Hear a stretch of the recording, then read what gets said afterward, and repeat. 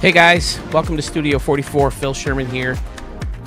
Doing, I wouldn't say it's the last thing I want to do in the world, but it certainly wasn't the first thing I wanted to do in the world, which is reboot the 2024 Stadium of the Year contest in light of all the controversy. Just to give you guys a quick, rundown of what happened. Suspicious activity in subscribing to my channel, and then votes reappearing and disappearing, and certain contests voting tallies were a lot higher than others, so everything looked suspicious. A couple things were kind of goofed up, so what I decided to do ultimately was just to reboot the contest. The first idea was to stay at the Final Four. We were going to let the remaining 4 contestants or stadiums in the contest duke it out with a committee of judges who volunteered to look over all the stadiums that were left. And am I using my microphone here or something else? What's going on? That's what I want. Okay. They were going to rank the last 4 stadiums 1 through 4. 4 being the highest. Out of all those people, once I tallied up the votes and added everything up, whoever had the most points was going to win. We weren't going to go down to 2 one-on-one, that kind of thing. We were just going to go from there. But then the more I thought about it, I was like, oh man, it really feels like everybody else should be judged in this way. If the cheating or the scandal goes way back as far as we think it did. So it became my decision to ultimately reboot the contest. So I have a committee, and that is who this video is primarily for. Actually, it's going to be 7 videos. This one's going to be live, so I'm going to go the whole way. But I'm going to start recording soon, so that I can upload each piece individually so the judges can look at all groups individually without having to fast forward through this long-ass video, which is going to turn out to be. So I guess I might as well start recording now. I'm going to give you kind of a soft re-intro into the contest, introduce the judges, and then I'll introduce group number 1. Murph075, I see you're here. Jason, Pfizer, hello. Thank you guys for tuning in. As you can see right now, I couldn't think of a good thumbnail to put up for the contest, and so I decided to just go with last year's winner. This is Murph075, and that's kind of relevant because he'll get a bye in the first round. So this is your winning stadium from last year, the the shopping mall at the Ballpark Marriott by Murph075. So here we go. Soft reboot to the episode as I press record. Okay, judges, we are here. We finally have all the groups ready to go to show you the stadiums you are going to be judging to determine who will have the 2024 Stadium of the Year winner. Now, for those of you who are watching who are not judges, allow me to show you who they are. We picked a committee of people mostly on live chat. People volunteered. They emailed me. Looks like one of the judges just showed up. So we have, I think, 12 guys. Now, here's something I wanted to bring up. Because we're trying to expedite this contest a little bit, because we started this thing at the end of December, right? And it's now almost mid-March. Well, I guess it's still early March. But we have the new game coming out. Early access, less than 2 weeks, about a week and a half, right? So I was wondering what you guys think. We have, I think, like I said, 13 judges, 12 or 13 judges. In order to speed things up, if we get enough judges answering by a certain amount of time, do we really need to wait for all 13 judges? I say no. I say if we get at least 7, which is about half, I say we can roll with the results and move on to the next round. How many rounds are there going to be? I think there's going to be 3. So before I show you the judges,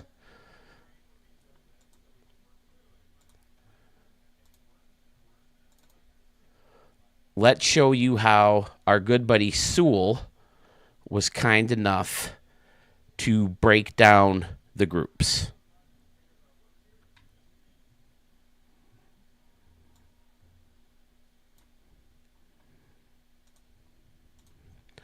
Here we go.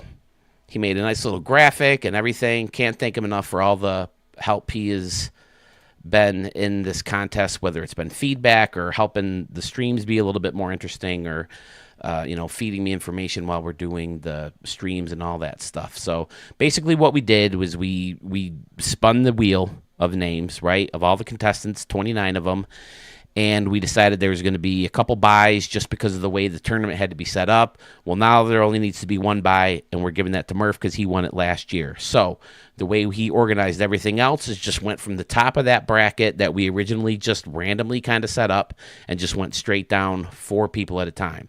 So the way it's going to work is the judges are going to vote on Group 1, Group 2, Group 3, and Group 4. All 4 of those winners are going to move over to this box right here. And they're going to take on the winners of Groups 5, 6, and 7. These 3 winners are going to be added to Murph 075's box. The winners of each of those are going to move on to head-to-head for the title, the championship, the shirt, and your choice of item from the Studio 44 store. So, now that we have that done, we can take a look at who those judges are going to be. And a lot of you already know some of them.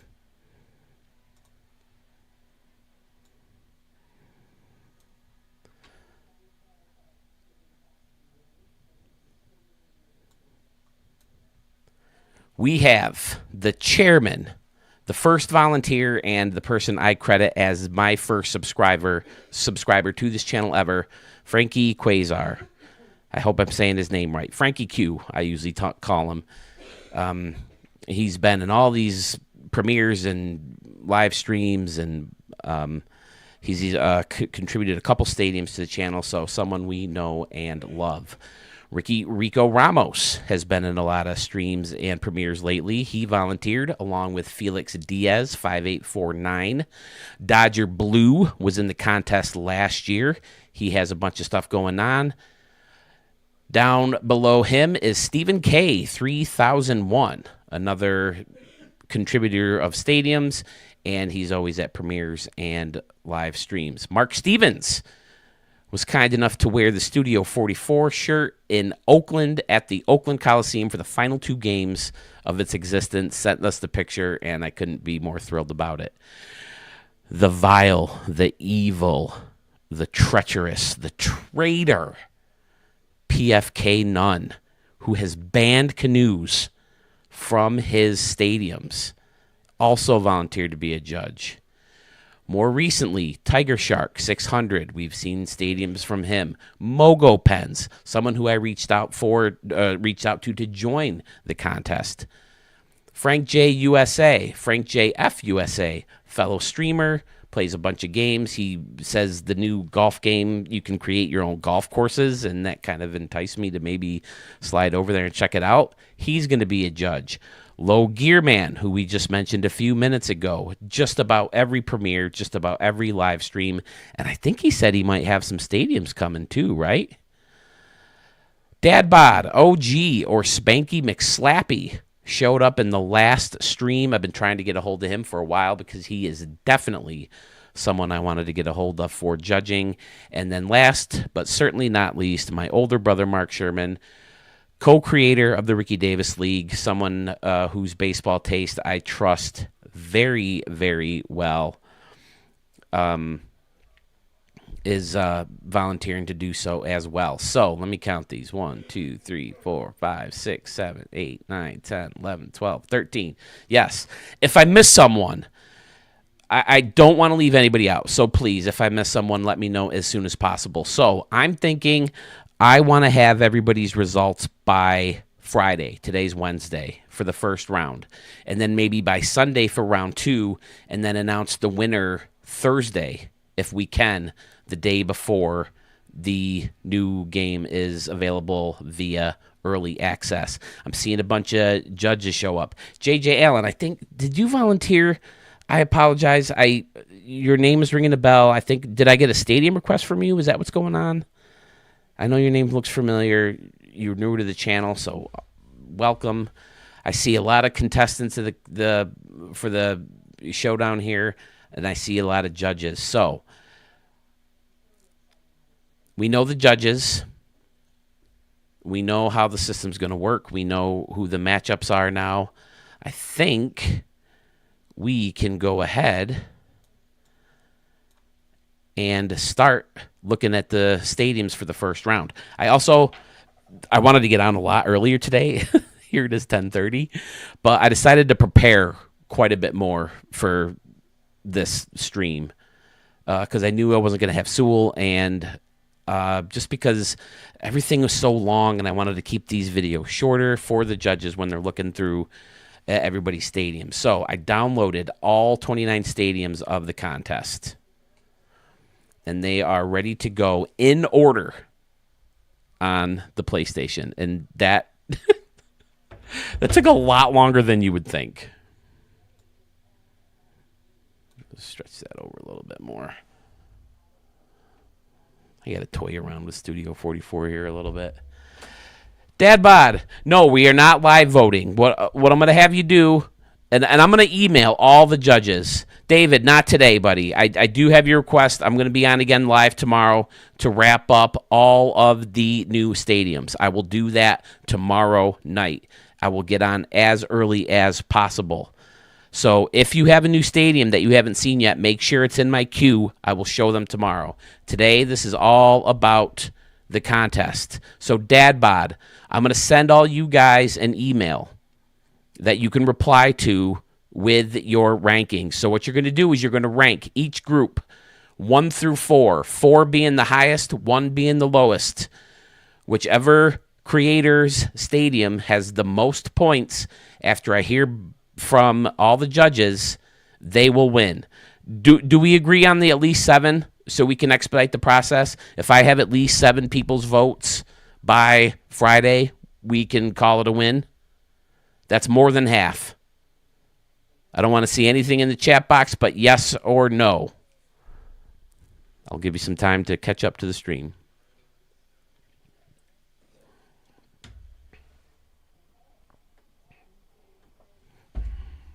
No, I want to go down.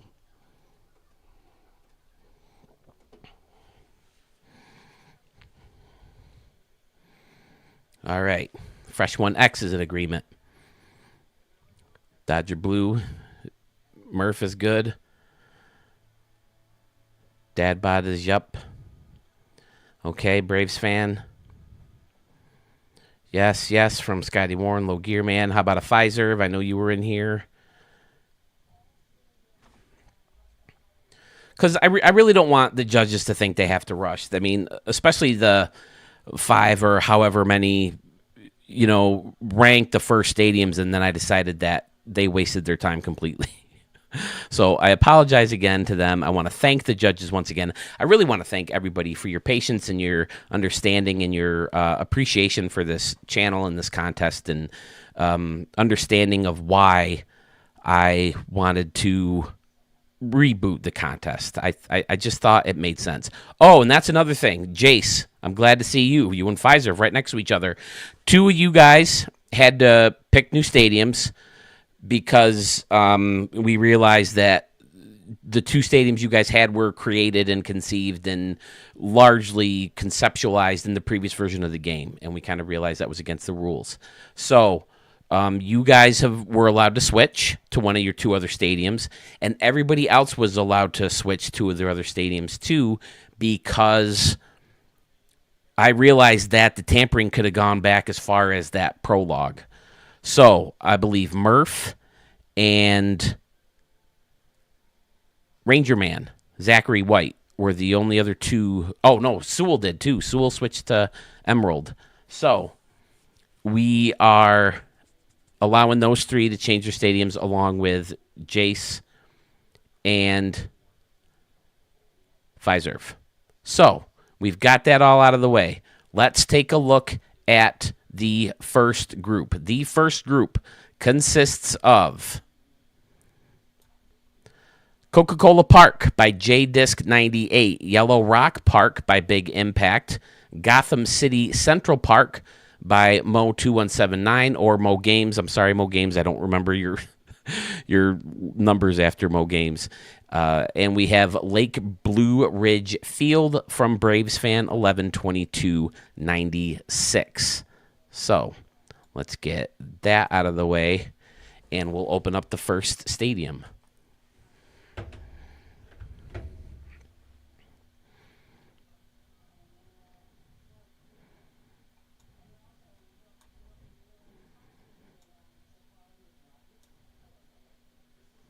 Here it is, Coca-Cola Park.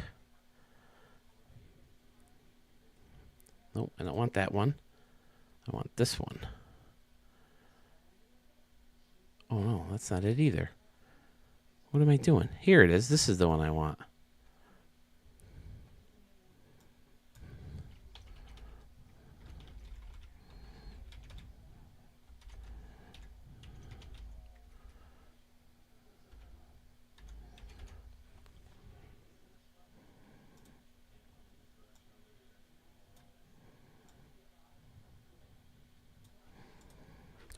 Okay, here we go, folks. Start out in right field, as we often do, a couple layers of luxury plaza and luxury seating underneath two more decks where you have Coca-Cola labeled. I love using the brick to face it off. And again, I'm going to try to go through these a little bit quicker because we've all seen them a million times. This is for the judges. Center field, big scoreboard, big restaurant with the out-of-town scoreboard on it.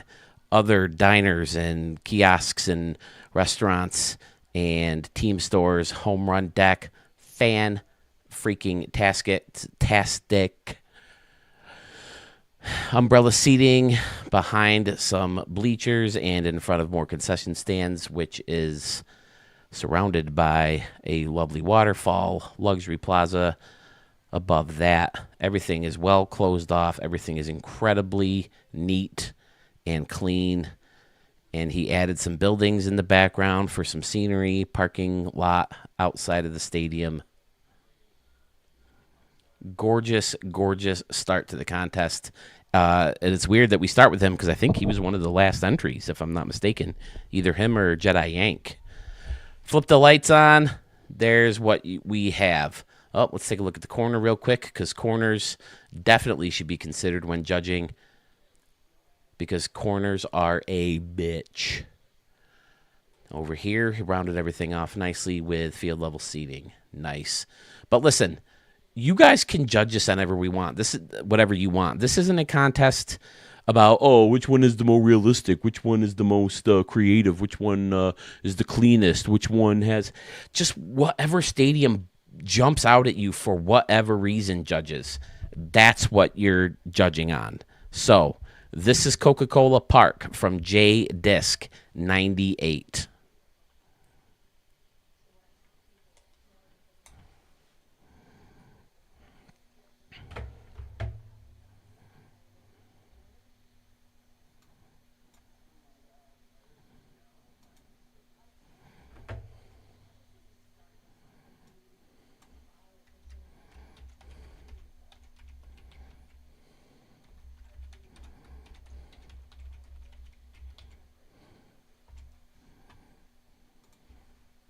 Next stadium.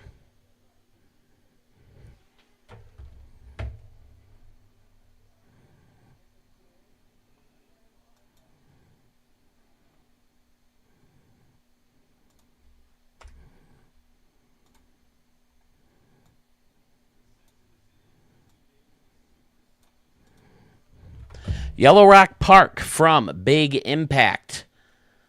We know and love his huge, open, clustered, creative concourses. Very Murph-esque with labeling all the different concession stands to his own liking as opposed to the stuff that we're always stuck with. Here you have RNNR Cafe, McArnold's, Delmar's Barbecue. And then you have Lacey's over here using the aquarium, right? Is that what that is, or is that something else? Futurist Gallery. Always wanted to incorporate this building in one of his builds, and he found a creative way to do it. Great multi-layered concourses out here with standing room only, signage, and then you got a grass area with kiosks and playgrounds for the kids. Excellent, excellent work. And then, of course,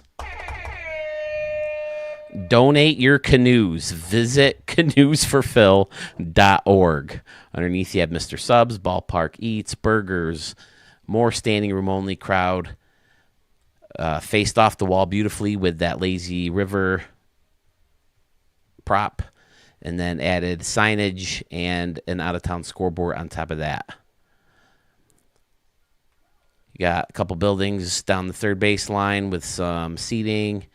Pretty standard right behind home plate. Hello from Yellow Rock Park. Said he wanted to mix up Yellow Brick from The Wizard of Oz. He'd just watched Wicked. More buildings down the first base line along with some seating. And more buildings in the background for a beautiful scenic skyline. There is the stadium with the lights on. The corners, he kind of looked like he went straight down with on each side with concourse and the green, the grass standing area, and just the plain concourse down the left field line. Another beautiful stadium from Big Impact. One of the guys I credit as every stadium is better and better each time he's out there. Fantastic work. Big Impact.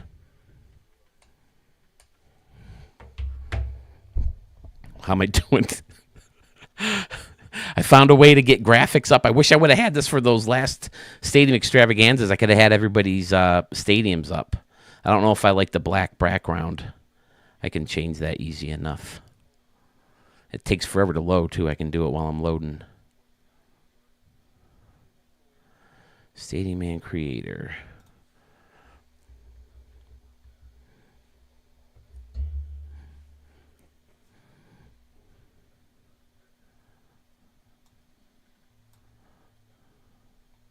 Oh, wow, this one came up fast.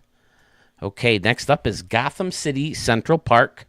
Let me pull back just a little bit so you can check out the stadium while I pull up the graphic here real quick. Obviously spent most of his time on the city surrounding the stadium. Beautiful park, beautiful little lake or pond in the middle of the city there. One of the better, if not the best, city I've ever seen. Gotham City.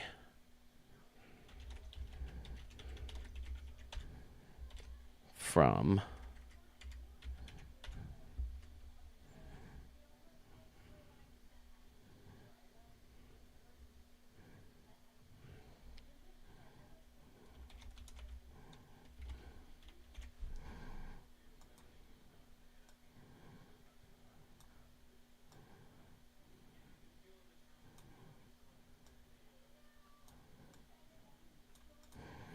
there it is. Okay.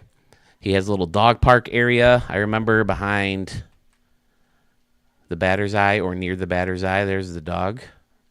Are there more dogs? I don't remember. Did he have some hidden someplace? I don't remember. There's another dog. There's another dog over here, too. That guy's pretty happy. Tail wagging. Wrigley type area across the street. People are watching from rooftops. Again, just a beautiful. Oh, did I ever notice these guys up here? I don't know. Fantastic. Scoreboards on top of buildings. Just a wonderful, wonderful city. Beautiful stadium from Mo Games. Over in left field, you got these three little fountains or pools. And for whatever reason, I love this corner. It just looks so good with this concourse type railing coming down and then the 2 levels of stairs to take you underneath. Make sure I turn that down a little bit.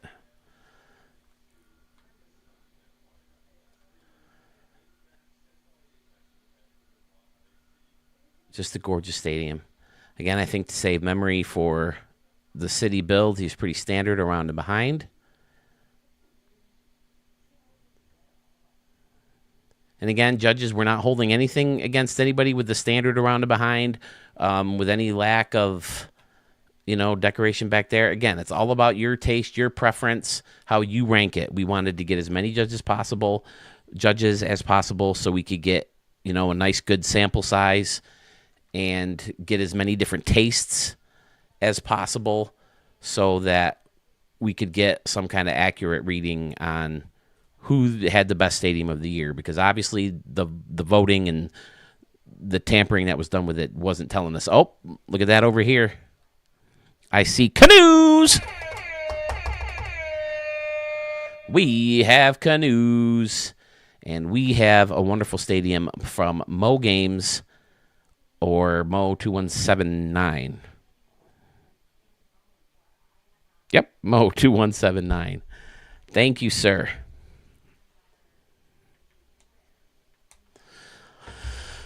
Oh, no, I haven't been following lately. Well, I hope this time around goes better. J Disc, hello. Did I email you? Did you see your email? I couldn't remember.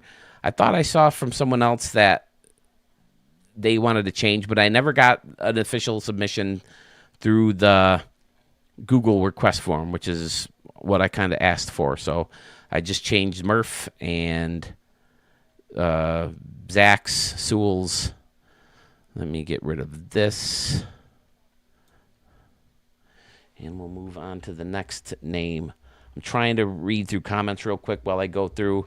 Like I said, I'm trying to just keep this video moving for the judges.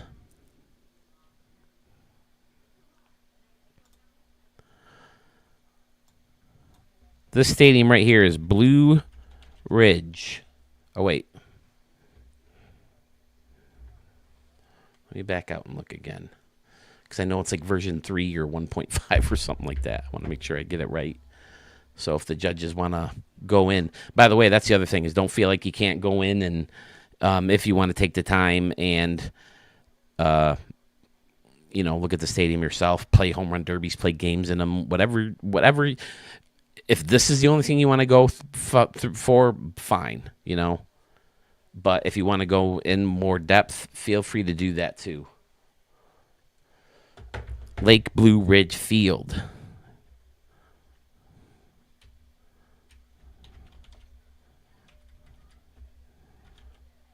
Does it change right before your eyes? Field V1.2 from. This is one thing I could have done, but I didn't want to have 29 things, because I would have had to change the font and change the color.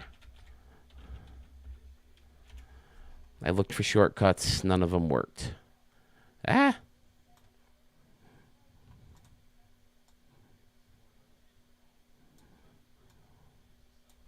right, there he is.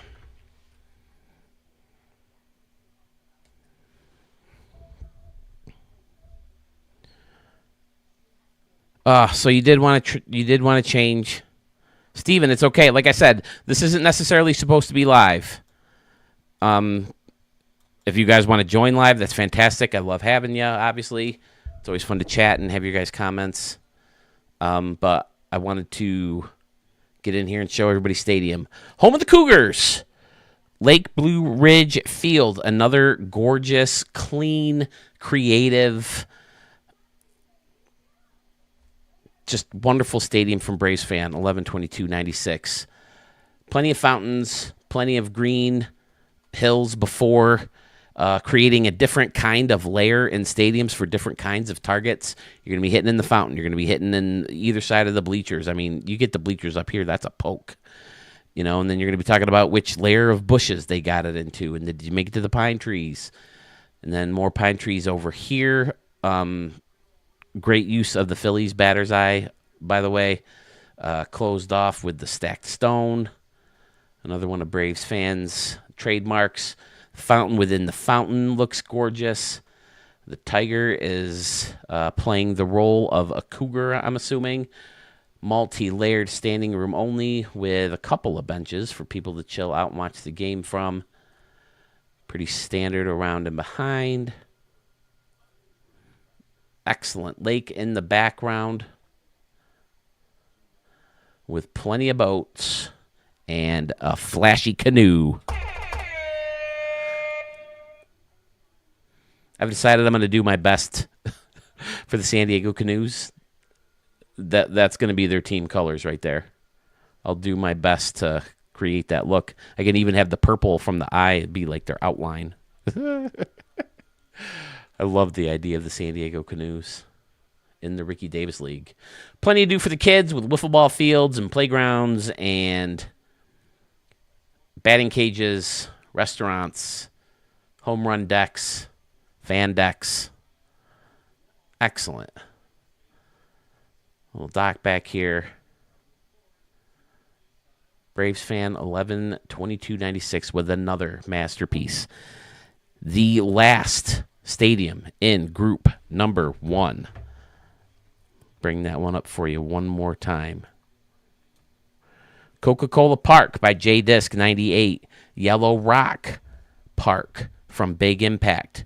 Gotham City Central Park from Mo 2179 or Mo Games.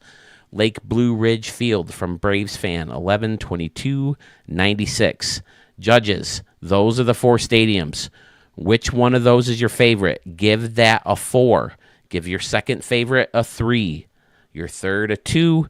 And your least favorite stadium a 1. Email them to me at studio44ps@gmail.com. Again, I'm going to email this all to you so we have clear instructions on how the process is going to go. Again, thank you so much for taking a look at these stadiums all the way through to the finale. So, with that said, we're wrapping up video number 1 or group number 1. Thank you so much for watching. Stay tuned if you're watching live because we're going to keep rolling.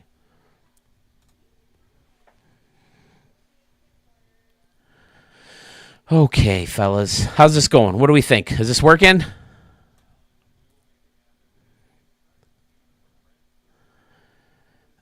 Stadium and creator. Move that down here.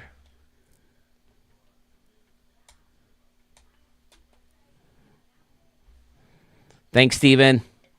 Yeah, just like you did in the finale, Steven, you're going to tell me your favorite from each group, your third favorite, or your favorite, your second favorite, third favorite, and least favorite. And just because a stadium is a 1 doesn't mean it's a bad stadium. PFK Nunn, thank you for tuning in, even for just a little bit. I look forward to hearing from your results very soon.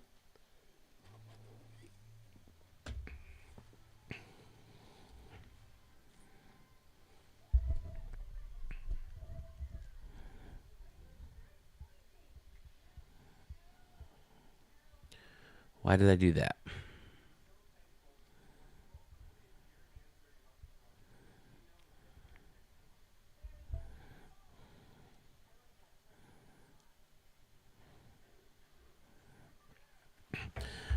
Okay, folks, going to start recording, so another fake little intro real quick, and then we'll check out the next stadium. Here we go, judges of the 2024 Stadium of the Year contest. This is group number 2, the second group of 4 stadium creators with 4 amazing stadiums that you are voting on to see who makes it to round number 2. Of these 4, you're telling us your favorite stadium by giving it 4 points. Your second gets third. Your third gets 2. And your least favorite of the 4 gets the 1. Whoever has the most points after all votes are tallied will move on to round 2. Who are we judging in group 2? That would be Commonwealth Park from Carmen's Dad, Hyatt Park from Gopper Gaming. Whoops, I forgot his G.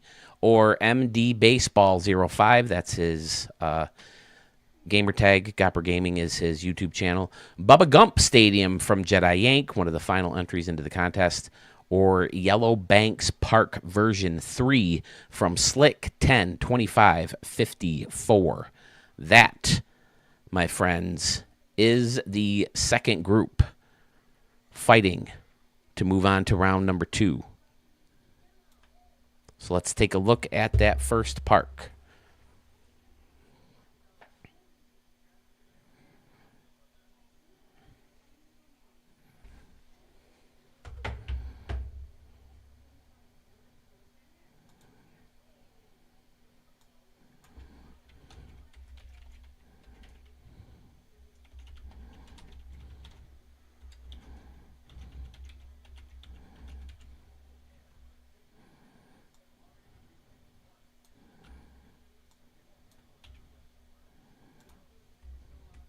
think maybe I do have to make 29 of these.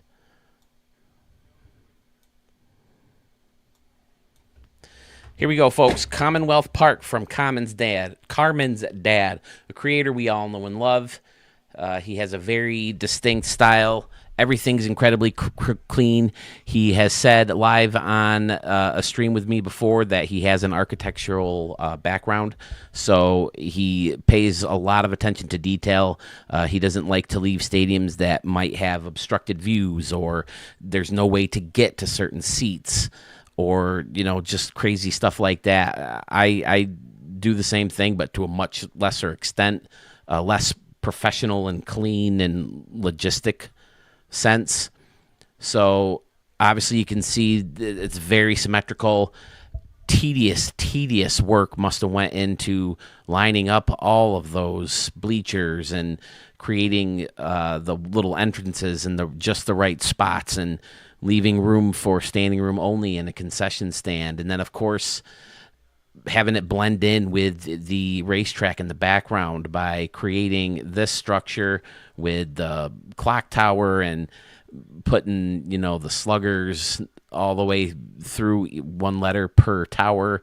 There's 4 or 5 different buildings all blended in each tower, and then he has to line them up perfectly and spread it all the way around the outside of the stadium. Out freaking standing. And then we have Pittsburgh Pirates size, I would say, with just the big top deck and then 2 rows of luxury seating. Although it does fit 42, I don't think Pittsburgh fits that many. A lot of bleachers and a lot of luxury seating in there too. And then you got the racetrack in the background. Oh, plus you got seating in the racetrack too. They're going to count these guys as part of the tally for the stadium. But the scoreboard is very customized, creating extra base for the stadium or for the scoreboard that already has one, covering up the main part with a beautiful sign, again, meticulously, rainbowing the letters, curving the letters. I don't know if there's a more official artistic term for that, but arching them. Hall of Fame circle with the baseball sticking out. Excellent. Oh, that's from the one fountain. Okay, great. Again, yeah, the outside of the stadium, too. Often uses this building. He says it looks like a ballpark on the outside, which I certainly agree. And then he likes how many different roles these little windows can create. They can be entrances and exits. They can be windows. The little overhang could be like a semi-roof for protection in the rain, for a few people anyway. But, yeah, we've all seen Carmen's dad's work. We know what he's capable of. And this stadium is certainly worthy of a good look for any contest. Man, simply gorgeous. Thank you, Carmen's dad.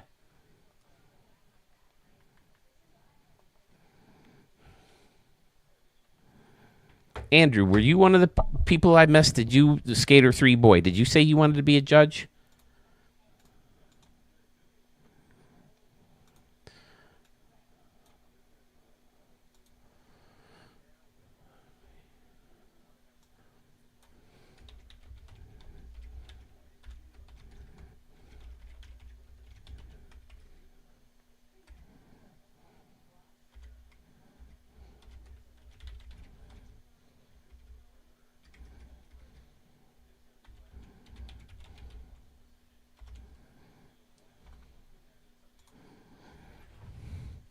Next up, we have another YouTuber. Very glad he found the channel. Very glad he found the contest. Very glad he decided to enter the contest. Although, I think we're all pretty scared of what this guy can do with the Stadium Creator tool. This is Hyatt Park from MD Baseball 05. I wanted to put his gamer tag up there in case the judges wanted to go in and see it. But he's Gopper Gaming on YouTube. He has franchise modes and building tips, and he shows off his stadiums, off his creations, and man, are they gorgeous. He told me this one is based off the renderings for the new ballpark in Chicago for the White Sox. Right field has the cool little multi-layered standing room only option with stairs and escalators, bleachers and field level seating surrounding that whole thing, and then 2 layers of seating above that with bleachers on top, lights nice and low with the play ball sign right in there. 3 level. Oh, look at this. How this is like raised and then there's standing room only underneath. Outstanding. The detail that this guy puts into his stadiums is the tops in the game. Let's say that. I don't want to say second to none because you got guys like Arch and Murph, who Texas Ags who do very similar detailing in their stadiums. Out of town scoreboards and like stuff like this. I asked him. This is all part of the design. He's not mixing props or anything like that. He just thought it would look cool like that, and it does. Then you got the pinwheels, of course, if you are building a park for the White Sox, taken right over from Comiskey. Counter-style seating with the steps, with the escalator railings. Gorgeous. Beautiful, beautiful work from MD Baseball 05 or Gopper Gaming on YouTube. There's a park outside. There's a bunch of buildings surrounding the property.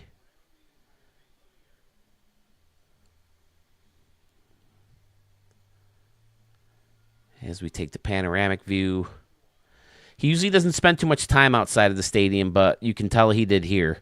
He said he likes to spend on his memory inside the, where you can see in the stadium or, the scenery outside of the stadium because he uses his games in franchise mode. He replaces a lot of stadiums that are in the game, notably Oakland and Tampa Bay, and I'm sure Chicago with this gem.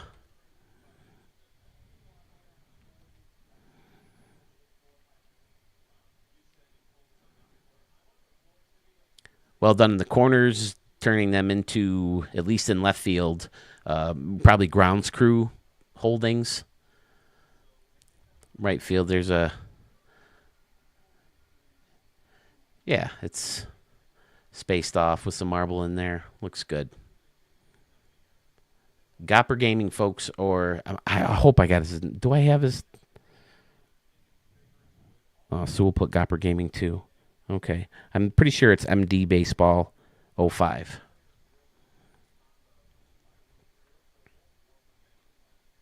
I turned the lights on, right?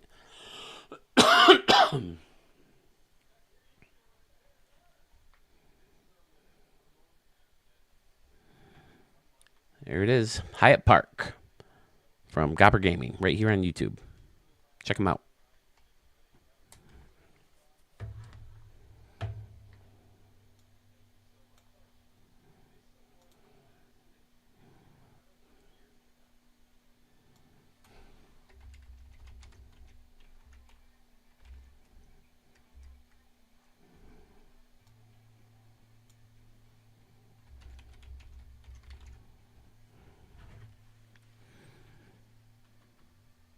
How does the Diamond Dynasty look, fellas? I know they had the video for that recently, didn't they?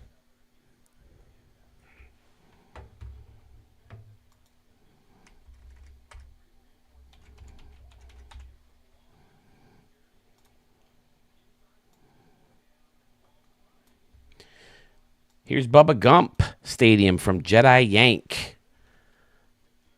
Starting off in right field, an excellent field level seating area that curves around from the base, around to behind the base paths. Then you got a nice little concourse that jolts out. And of course, next to that, some stairs that take you down to field level where you can watch the game through the windows in the home run fence. Umbrella seating. Different, well, I guess it's not different, but extra, I should say, because he obviously added a couple restaurants together to create that cool little bend. And then you got fan stairs up on top where he created the scoreboard walk, and there's the scoreboard. Excellent. Nods to Jackie over here on the building with the balconies and the open Floor plans in there. Pretty standard around the and behind, although he does have some standing room only. Oh, that's a great idea. He used the balcony as like a railing to keep our artificial people safe.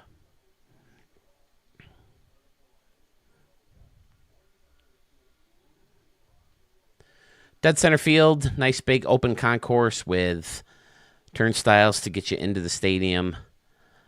Paradise dining, and then this over here is great, using multiple end caps put together to create a stairway. 3 of them in the middle of all these bleacher seatings and grass level standing room only areas, and then the home run deck with people on top of that. And then he's got the newer buildings that are old. And each one lights up. It's Jenny's Terrace. I named it the only thing I could think of. I named it Jenny. Love the sky. Love the signs on the lights and the light towers. Wrigley building built into the hotel where people are watching the game from their balconies. Pretty standard. Like, well, I did a round of behind already, didn't I? Camera wells down the first and third base line next to the god-awful bullpens that are on the field. Did some nice work on the city that is in view of the umpire and catcher or the player who is using the stadium. Flipping that light switch, stadium looks fantastic lit up, especially with all those windows lit up from Jenny's Terrace.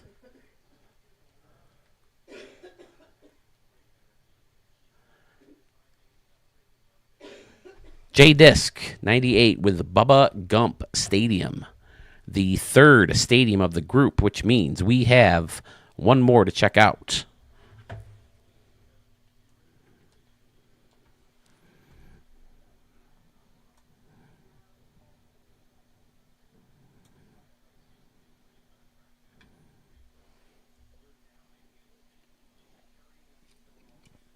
Rico, one of our judges, ladies and gentlemen. There he is, Rico Ramos.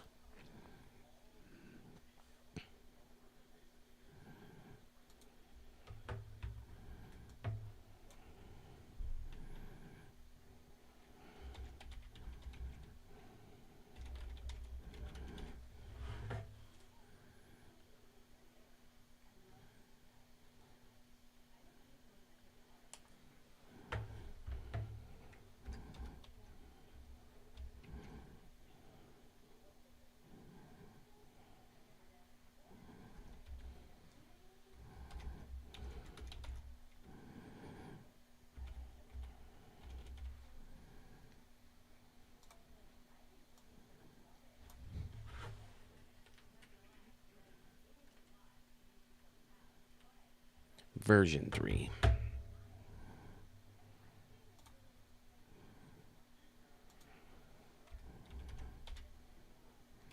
Again, I'm just trying to be meticulous with my spelling and make sure it matches what they have, so it's easier for the judges to find if they want to take the time to dive in on their own. But here it is, Yellow Banks Park version 3 from Slick 10/25/54. I love the stadium. I have highlights from the stadium, played some Ricky Davis legends in the stadium. I always love a nice plaza level luxury coming off of the big fence, and I like how it overhangs over here so that you can put some restaurant style seating and some luxury underneath, looking fantastic. I like how he spun the roof around to give it a unique look, adding the Hit It Here sign and the rundown sign. And then, of course, we have some water with the dock and the deck stretching around. Pretty tough to hit some water shots because you got to go over the scoreboard or through. And then you got a little space over here, I guess, but then you're running into this entrance, which looks amazing. This is just a fun stadium to play in. I remember how he kind of built restaurants together and used the trestle to hold them up. And this nice bending deck that kind of traces around the corner, which is never easy to deal with, but he made it look very nice. There's more of that roof style. Excellent. And a nice gap in the second deck here. Pretty standard behind home plate, although we do have some standing room only fans down here with the brick and some bleachers. Then he's got brick coming into the dugout. That looks nice. And then these guys look like they got really fancy seats under here. Excellent. Protected from the sun. And is that on both sides? Yep. And then the restaurant seating on top of that. Fantastic. Another excellent corner with the brick building and a restroom. Signage, stairs, fantastic. Seats built right into those buildings. Ooh, I like how the luxury curves around. Fantastic. Got stuff going on underneath here, too. Is this a custom bullpens? Is it just one? Yeah, it's one for both teams. Okay. Fantastic. Bleachers with the roof over it look great. Perfect scoreboard for this field. Fan deck, multi-layers. The water looks great. Boats coming in. Steakhouse. You can catch a glimpse from the seats out here. Very fun.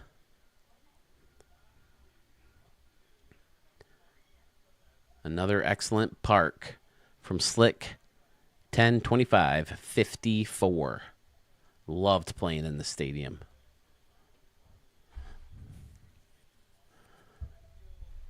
All right.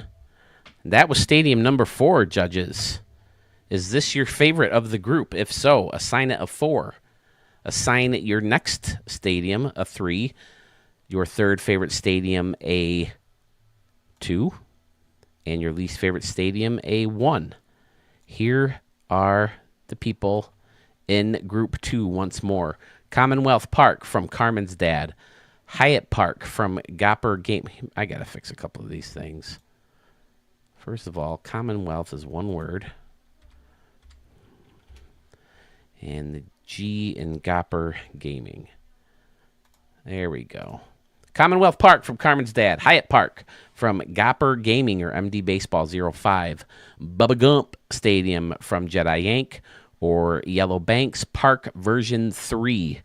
Look for the email reminding you that we would like these results by Friday, March 7th. Right? March 7th. But we only need 7 to move on. But, you know, the more the merrier. So definitely, if you take the time to go through it.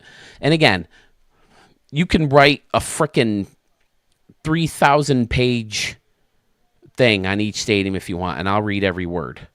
Or you can do as much as do as little as leave a number next to each stadium and let me know that way. You can let me know if you want to share your views or not. You can let me know if you want to be anonymous. However you guys want to do it, I want to respect the judges in every single possible way because you're taking the time to do this for me and the rest of the community who have joined the contest. So thank you so much again, judges. That is the end of Group 2. Group 3 should be following very, very shortly. Okay. Group 2 out the way. 5 more groups to go.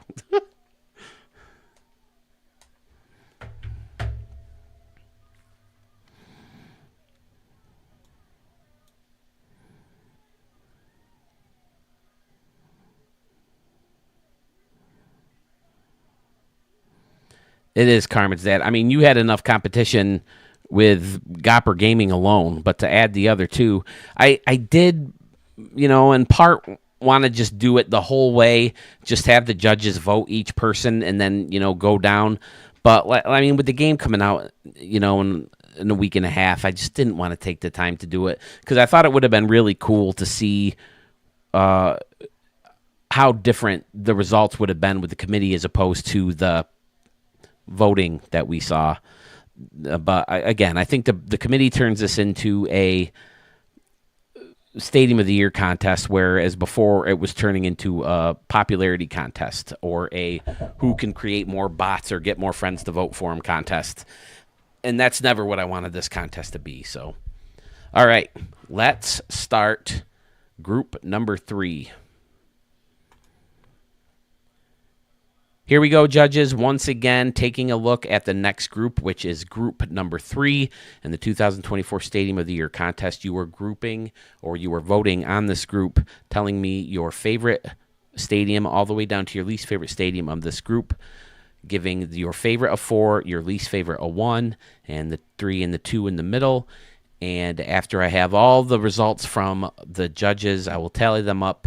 The winner of the winner of these 4 contestants will move on to round number 2. Who are the contestants in Group 3, you may be wondering? Well, I can tell you. They are Fiserv. He has NL Park 2. Emerald City Field from Sewell 21. 2 stadiums that were not in the first contest. Mets Stadium comes to us from New York Mets 2006, and Temples of Syrinx comes to us from All Sports Are Fake.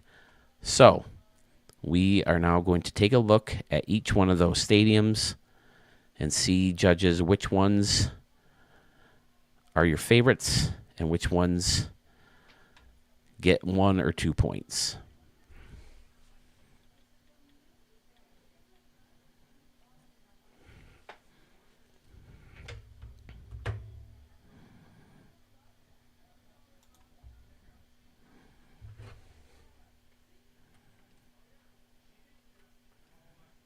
Whoops, what am I doing?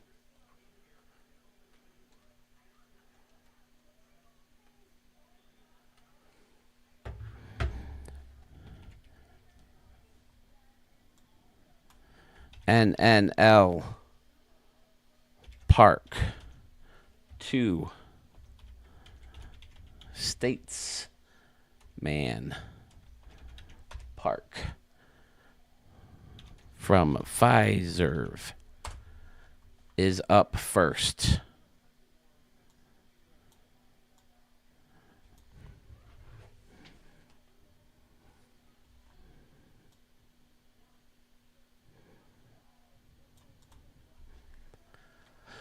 Love the right field little plaza area. Looks like straight out of Webster, which is the town right next door to me, suburb of Rochester. We have the canoe company with flashy and regular canoes available for your purchase. Parking lot created from the old sunken-in parking garage. You got the Stadium Center architecture firm out here as well, and then San Diego Studios representing some kind of store in there with a little street that goes back. Fantastic. Then you have the Moonshot Casino, which is making its way across the country thanks to Fiserv. Oh, this is in Indianapolis. Okay. Then you got here a Hit It Here sign where you could win your very own flashy canoe. Fantastic. Then we have the dinosaur exhibit back here behind the scoreboard where you got a dead dinosaur too. Uh-oh. But the folks are back there enjoying. Oh, shit. That guy's going to get those two. That barbed wire is not helping keeping T-Rex into the pen here. But nice little stairway down to more standing room only seating or concourse, whatever you want to call it. Customize a roof over this minor league type seating. And then an amazing job on this custom clock up here, blending in circular concourse pieces. Or is that yeah, it's the Hit It Here Cafe sign turned around. And then he has letters sticking out to create the 12:15 look. And of course the fan staircase with, what is that, sand in the middle of it to close it off. The t-shirt sign sticking out. Very well done, Fiserv.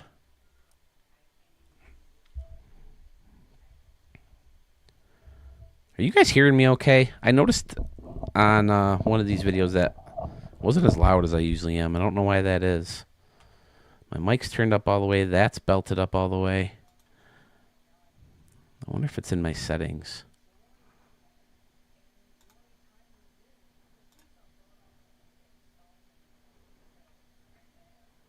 Microphone. Yeah, I've only got it down to... There you go. That should be better, right?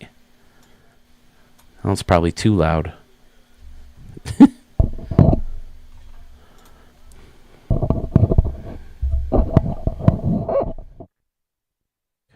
Check. Check one. Check one. That's where I want to be. Okay. Jurassic Park. Okay. So, yeah, sorry for that little interruption, judges. We are still recording, so that's good. Beautiful little city. Not too big. Indianapolis, I don't think, is one of the biggest cities in the area, or the country, but it's certainly bigger than Rochester. One lone, standalone San Diego studio. Is that always there? That's part of the city backdrop. Yeah, I can't select that. Okay. I never noticed that back there before. But, yeah, a great little plaza across the street. Smaller town feel. So much customization went into the stadium with closing it off on the outside with the tile and the custom roof over here. And then he's got concessions or an entry outside of the stadium as well. Maybe this is the ticket booth. Parking garage. Dug it in the ground a little bit more to make it less levels, which makes sense. Train tracks coming through. Fantastic. Flipping the light switch.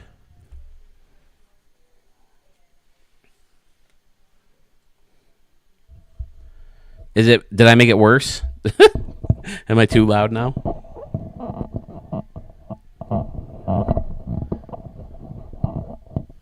Check. Check one.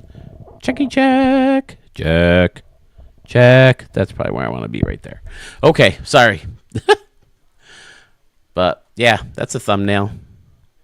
And that is a gorgeous park from Fiserv, the first stadium of Group 3 to consider for the Stadium of the Year contest.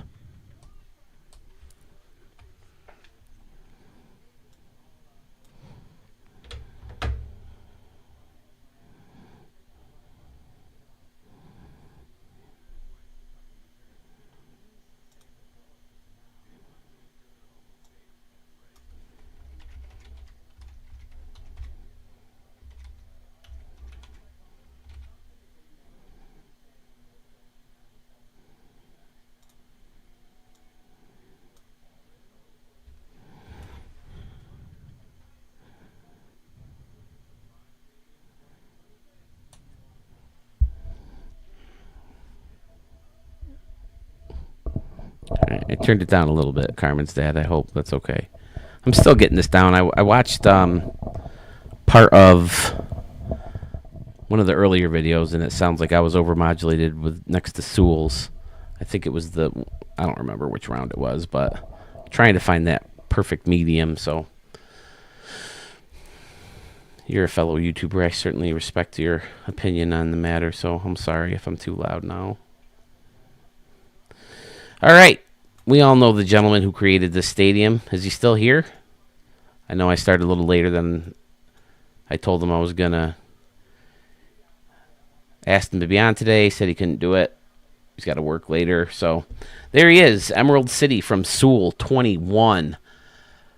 Frankly, I don't know why he didn't just go with this stadium from the get-go, ignoring whatever votes took place, because this thing is sensational.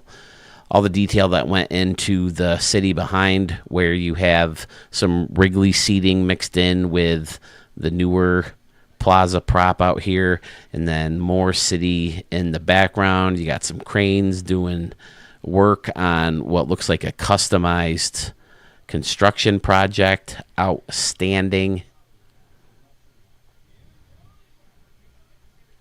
Home run glove over the stairs in the corners. Scoreboard surrounded by the condos. People are outside on their balconies watching there. And then, of course, plug in his channel, Stadium Center, SCTV, Sewell 21, right here on YouTube. Does a fantastic job showcasing his builds, your builds, doing contests. creator profiles, and of course streaming live builds. Left field, probably one of my favorite left fields in all of his builds, especially with the numbers. Great way to highlight the retired numbers the best you can with the crappy number prop that we are given. I like how he did the luxury seating with the awning on top and the awning spread over to the folks in the standing room area over here. Outstanding. Little bleacher area behind the big wall and left. Fan stairs. More Wrigley buildings and beautiful little neighborhoods. Pretty standard around and behind. Sewell being Sewell. Man, the competition is fierce in this.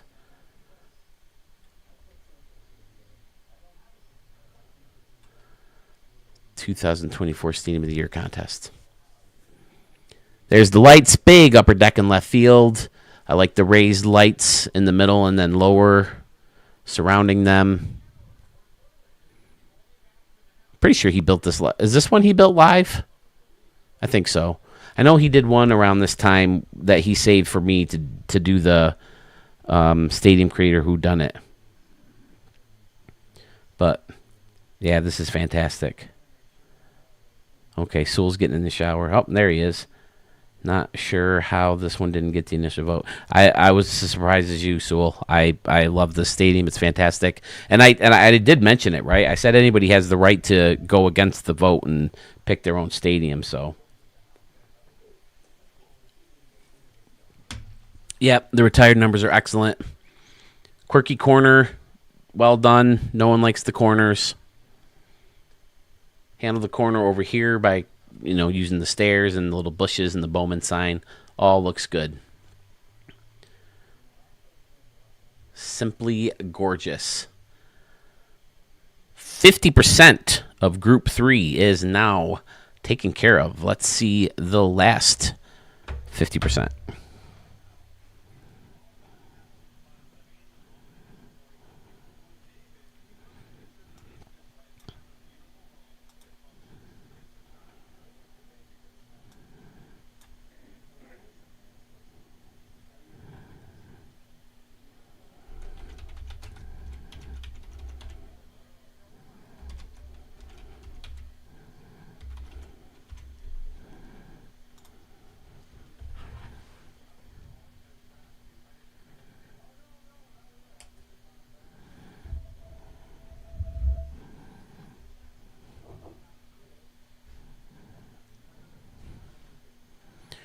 Here we are, folks. Stadium number 3 of 4 comes to us from New York Mets, 2006. Mets Stadium. It's gone through a couple different versions. Right field, multi-textured, colored, however you want to word it.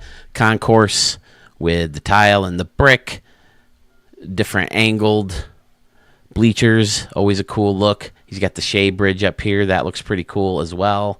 More bleachers above the Shake Shack scoreboard. You got the Seaver Club with a bunch of counter seating. This is a good idea, burying the concourse or the kiosk into the concourse to give it that counter look. Got some high tables, high booths, whatever you want to call them, in that right field little section right there. Excellent. I know at one point he had like this big tribute to a bunch of retired Mets. Carvel ice cream. They used to do Carvel cakes, right? Didn't they used to do like ice cream cakes? Upper decks look great around and behind. 41. Who's third? Oh, Piazza? Did they retire Piazza's number? Okay. 41 is Tom Seaver. And they just retired Dwight Gooden, right? Hall of Fame circle behind home plate. Definitely nothing custom about that. Or nothing regular about that. Nothing ordinary about that. Standing room only on top of the Hall of Fame circle. I like how the plaza takes that sharp turn in towards the field to have it wrap around the home run fence above, more counter seating, and excellent little concession stands in here. 69 and 86 world champs. How many games did 15 go when they lost to the Royals? You got the sky deck. I remember this being a lot different, and he definitely cleaned this up and tightened it up and made it look very, very nice. I love using the windows underneath. And then you got more windows under here, kind of creating a custom luxury seating. And then you got layers of balconies with concessions in each layer. Fantastic. Let's go Mets with Yankees logos plastered all over it. Sorry about that, bro. How do you feel about Soto? Hit a home run his first at bat in spring training, didn't he? This son of a bitch. Son of a bitch. Well lit. Looks fantastic at night. Very quirky home run dimensions. Custom bullpens out there in left center field. Plenty of homage to old stadiums and players. And, of course, the Mets themselves. Legends Club is up here. Using the lazy river as the balconies. Looks great. Nicely done. New York Mets 2006 with Mets Stadium. Oh, the water. I forgot about the water. It's got this little pond under here, this little pool, whatever you want to call it. Or maybe it's supposed to be a waterfall underneath this deck right here. Yeah, with the 3 layers of the water. I remember accidentally seeing this sticking out.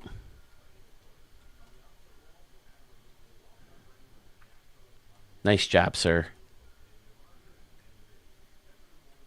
Thank you, New York Mets 2006.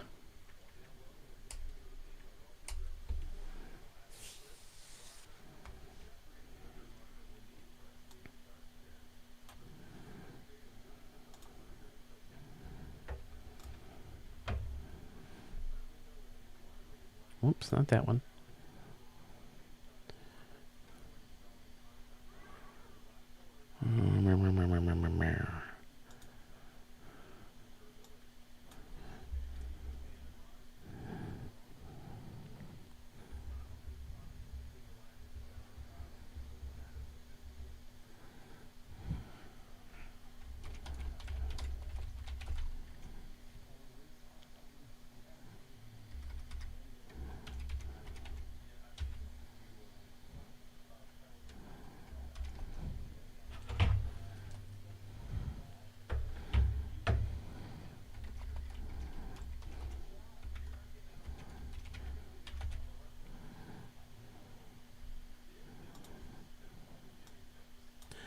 Temples of Syrinx. Syrinx? From All Sports Are Fake wraps out group number 3. And man, what a crazy freaking fun idea for a stadium. With all this stuff going on out here in the outfield, using a canoe for like a crown on this dude. And then he's got the, what do you call that? Like some giant collar? Is there some word I'm looking for? Using the sculptures. Almost looks like some kind of trophy sculpture. Fantastic. Just getting very creative. Letting the parts of the building stick up in all the right places. And then the trees are sticking up in all the right places. Concession stands blended in. Sphinxes all over the place. And then adding parks to this pointy deck that's sticking out on either side of the main pyramid thing here. Fantastic. Making good use of the pier with the lighthouse way off in the background so it's not a distraction. Don't think you need many lighthouses in Egypt. Well, maybe along the Nile. Do you use lighthouses on rivers? More pyramids.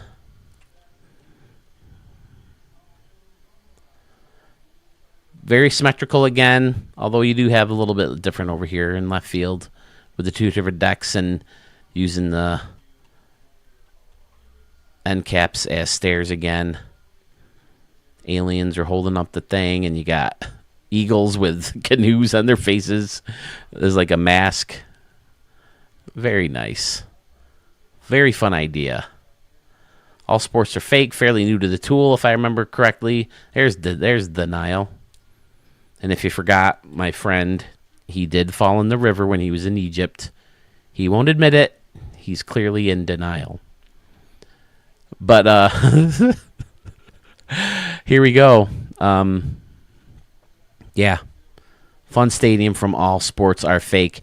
Like I said, I'm pretty sure he said he's pretty new to the tools, getting pretty familiar with it. He's submitted a couple stadiums since this one, but this is the one that he decided to go with for the contest, and I think it was a good idea.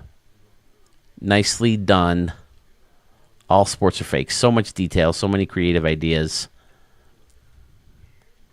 so much going on. Love the chaos.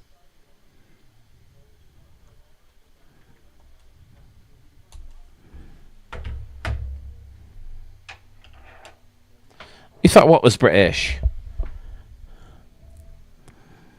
Very few people know this, but the ancient Egyptians invented baseball. Oh, okay. I thought Abner Doubleday did.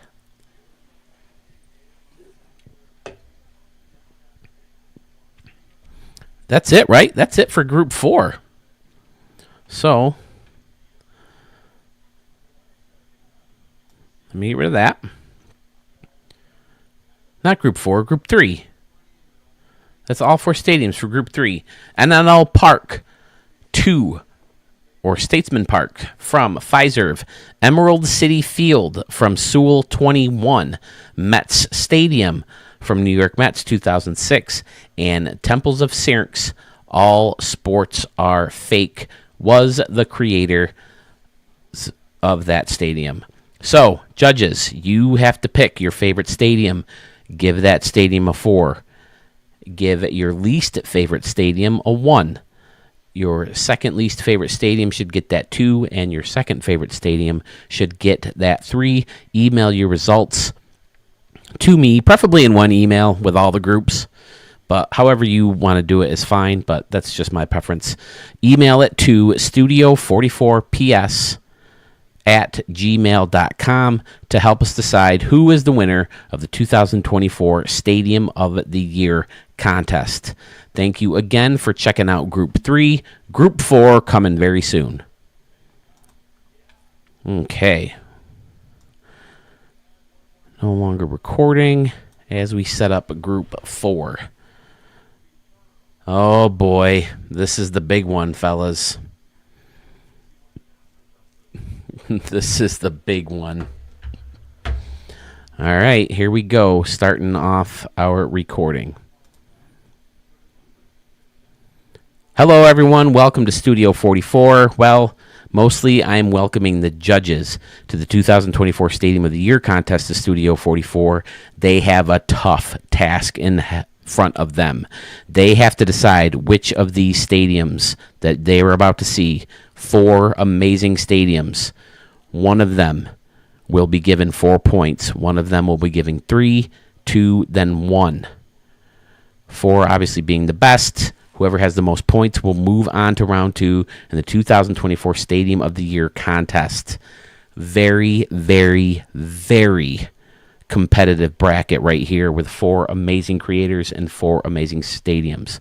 So, with all that being said, let's take a look at stadium number 1.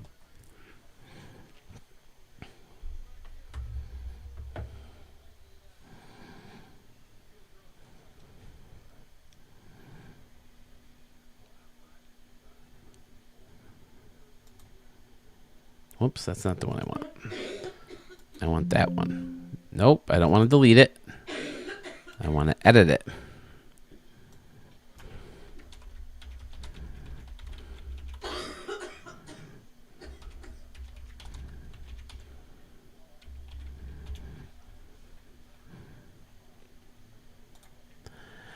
Here it is, guys.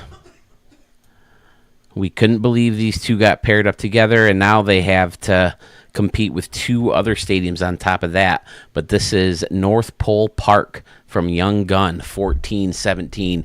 Pretty sure it blew everyone's mind when they first saw it back in the stadium's extravaganza video way back in December.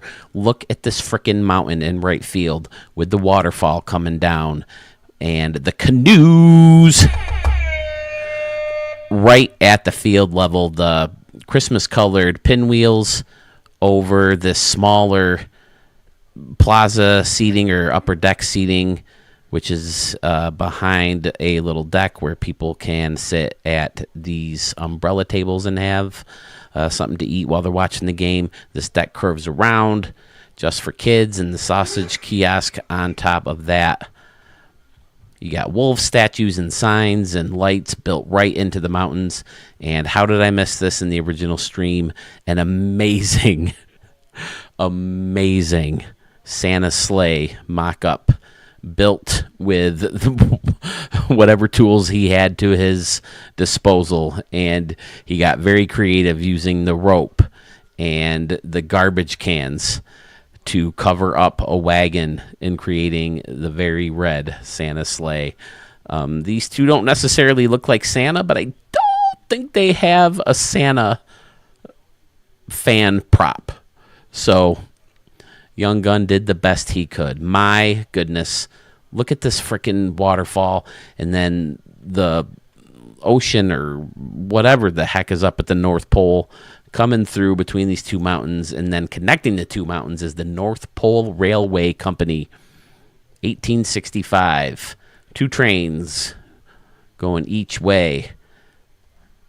Blackened out this rock structure to make it look like a tunnel. Freaking amazing. Flags all over the place, radio towers all over the place.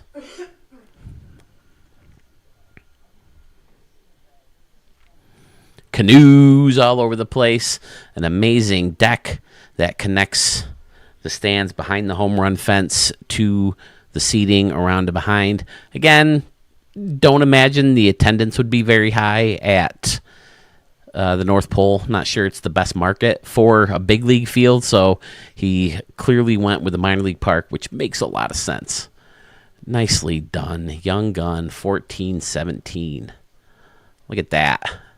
Pretty sure that was the thumbnail for that video. I think it was a two-parter. And was it Scotty? Did Scotty have a North Pole Park too? Did I use his with the lights coming out of the mountain? But I mean, if you don't look at that and you're not freaking overwhelmed, I don't know what to say. It's just simply amazing. I couldn't wait to get this video out to you guys, and it still bums me out that it's one of my most poorly viewed stadium extravaganzas. I don't know what I need to do to boost it. I've put that video specifically as a tag to some of my videos to get it boosted, but yeah, maybe because they're Christmas themed, I don't know, but people need to go see that video because both those videos have amazing stadiums in them, and this one topped that video of stadium. So no easy task from Young Gun 1417. Nice job, sir. Good night, Low Gear Man. Thank you again for stopping in for a few minutes. I'm looking forward to seeing the results from you very, very soon.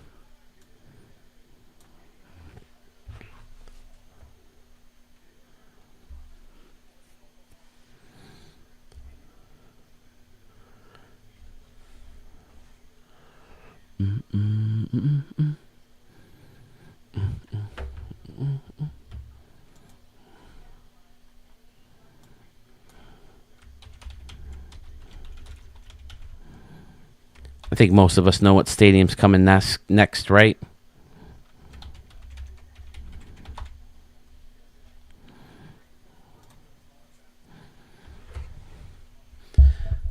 This is the most famously paired group in the first round, thanks to the good old Wheel of Names.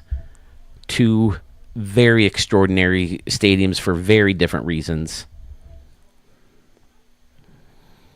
Here is one of my favorite stadiums ever seen in this game. Of course, the last one we just showed was too, but this is Bless This Mess from Scotty Warren. He said he couldn't think of an idea for a stadium, so his son told him, why don't you build the stadium that is being built?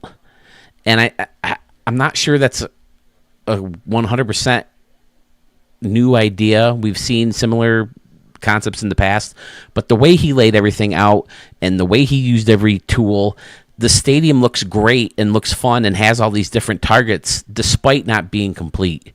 And then, of course, the icing on the cake in right field, his son said, hang a Hit It Here Cafe sign from the crane. And it created a contest right here in Studio 44 that has inspired more contests. I think we only have one more official. I haven't got any entries to it yet, but you got to hit a chimney, or you got to hit a ball in the chimney of the wiffle ball field that Pfizer built. That's supposed to be the one behind my old house. But right field, you have multiple layers of bleachers so people can still watch the game while the stadium is being built. People are watching the game from the scaffolding, right? Is that what they call it when they're like building around the stadium or building around anything? Construction trucks and trailers and cranes and big tubes. What do you call those? Pipes. Concrete pipes all around the stadium, placed in the perfect spots. Again, making the stadium still look cool or look fun, despite the fact that it's an unfinished project. It's just so creatively done. The city in the background is amazing. And, of course, the fact that so much of it was conceived from 7, was it, Scotty? Is Scotty here? Yeah, there he is. From a 7-year-old. It was so fun to me. I really had high hopes for this stadium. Just the thought process behind it and Scotty's son being involved in it really made this my favorite stadium of the year, personally. So, yeah, I loved it. Live streamed, taking a crack at hitting the sign. I think my first pairing, I don't know if the first guy did, but I think Bucky hit it. Or was it Chris Morales? I don't remember, but I got a bunch of lefties. I think I've hit it 3 times total now. We did not hit it when we introduced each winner's park. We did a home run derby, and I did not hit it there. So that was the old version of the contest. This is the new. But, yeah, I really don't know what else to say about it. Just he's got nods to Sewell and myself again. Tier, thank you, with the canoe on top of the water. Wherever there's water in a stadium, there needs to be a canoe. And Scotty made it happen.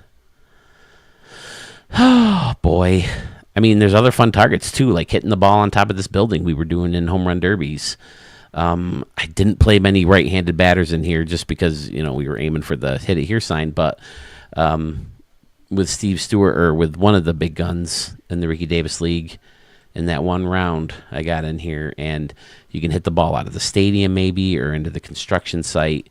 But there's pieces of the concourse still, dangling, and you can raise the crane up and down. It's just a lot of fun. One of my favorite stadiums, not just this year, but that I've ever shown in Studio 44 for so many different reasons. Congratulations on an amazing stadium, Scotty Warren. Yes, that's another thing. Thank you, Schmitty. I presented a challenge to him. I wanted to see the stadium complete. What would it look like complete? So hopefully we'll get that in the 25 version of the game. That's due in about a week and a half.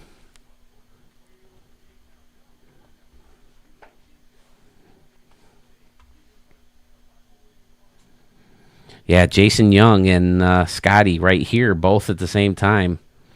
Uh-oh, Scotty Warren says the 2025 version will be coming soon. Very excited.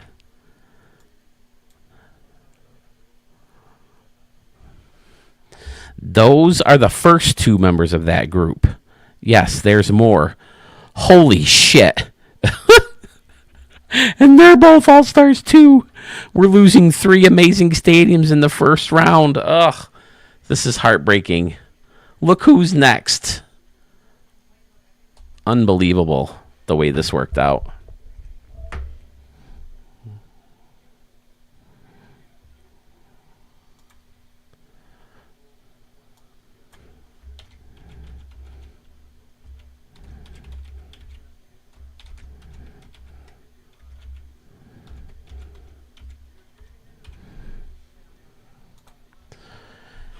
Here it is, fellas. Another all-star, another legend, another incredibly detailed creator. Mr. Texas Ags 75 giving us Caesar's Palace. And man, this stadium went far in the original version of the contest, and I can see why.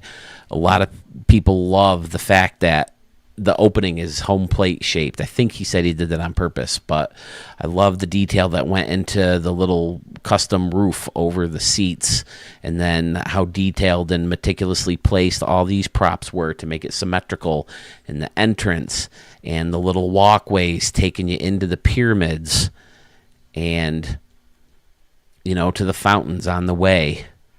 Inside the stadium, the little scoreboards and fencing and signs and scoreboards all placed in just the right spots to make it look incredibly unique. And again, very well themed as well. Every prop seemed to have a certain purpose that blended right into the theme of the stadium. And of course, labeling or signing the stadium. It's fun little sand concourse prop sticking out, and then the multi-layered with the clock towers holding them up, the Sphinx on top, all the pyramids, the gaming building. It's all amazing. Man. Judges, I do not envy you right now. How do you rank? And we still have another amazing creator behind this one. There's a stadium with the lights on. Tell me that's not a thumbnail.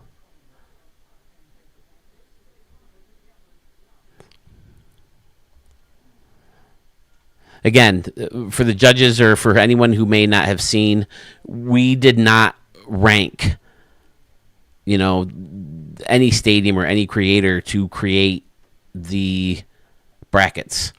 We randomly selected names to be paired up with each other in the original format by using this random wheel website that I think they use for like picking Secret Santas or something like that.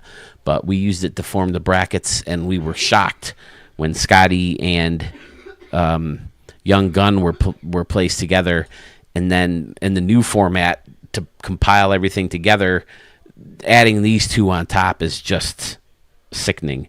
Who made these groupings, Phil? I've got Murder's Row to go through. It was Sewell, to be honest. It was Sewell. I mean, it was both of us. We did the circle thing, and then we kind of agreed when we decided to reboot the contest that we would do groups of 4, and we would create those groups of 4 just by going straight down the bracket.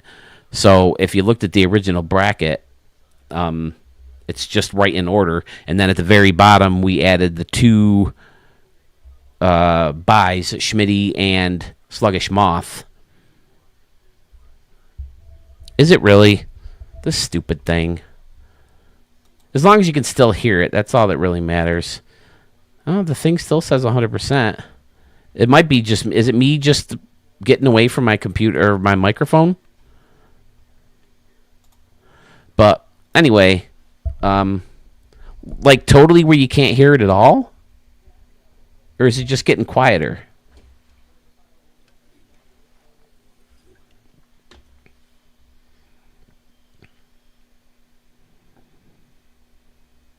Big Mac, just talking about you, Sluggish Moth. Exit out and come back in. It's happened to me before. Exit out of... Oh, are you telling... You're telling the Zachary to exit out and come back in, right? Okay. Yeah, I mean, it looks all like all my levels are good. But yeah, judges, you have a tough decision to make. But here's the worst part: we're not even done with the superstars in this group. We got one more superstar.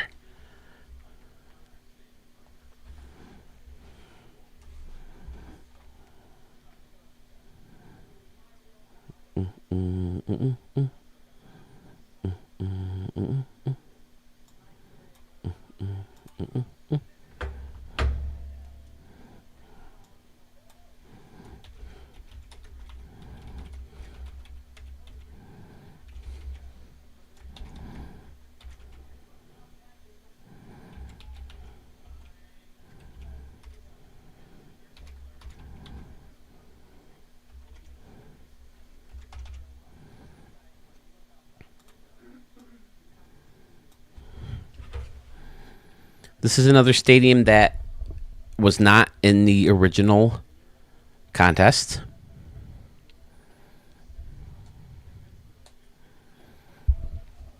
I'm crediting the mishaps to just misunderstanding what I mean, or maybe you didn't see every video and I didn't mention it in the videos that you happened to see explaining the contest. But a good portion of the stadium that Jace Chiff entered into the contest was conceived and built, in the earlier version of the game. And I kind of stated that everything should be brand new from the show 24. It's the 24 Stadium of the Year contest. So we all know this is Jace Chiff Stadium now. We can pull that up. High Life Lakeshore is the other stadium he chose to replace. Something Canyon, right? I'm sorry, I can't think of it. But man, talk about your all-star builders in one freaking round of 4. Unbelievable. Look at the concourse, the way it jolts back, and then the higher one that is parallel to the batter's eye cuts in front of it. That makes it look really cool. The Legends deck out there, circular, that goes out into the water, amazing. And then you got plenty of boats and ships out there.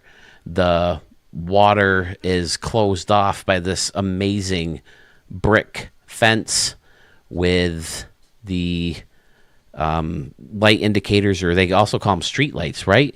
Oh, I gotta get out of that if I'm gonna do it that way. Yeah, section indicator or street light. That's all lit up, and then there's statues and folks in the grass watching the game. People are, checking out what's going on outside of the stadium. And then you got the party pier out here where people can see parts of the game as they go up and down. Babe, he needs his big eye drop. If you give him his first one, I'll give him the second when I get up there. An excellent corner with an entrance to the stadium with kind of a Space Invader looking, right? Doesn't that look like a Space Invader guy from the Atari game? The bricks. But he's got a Space Invader concourse out there with the big long steps. Fantastic. Using end caps for the fences and the anomalies for fences. Jace Chiff has... he's another one of those guys who any stadium he puts out there could win a Stadium of the Year contest. Flip that light switch. Then he's got the party pier all lined up with the bushes, and the shoreline over here lined up with bushes and grass and trees.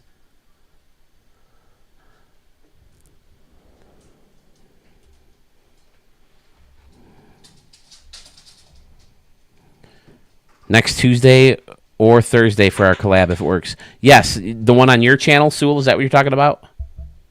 Or are you talking about for the contest? I would like to announce round 2. I don't know if I could do Friday. Maybe Saturday. Sometime Saturday. We'll announce the winners of round 2. Friday night is poker night for me.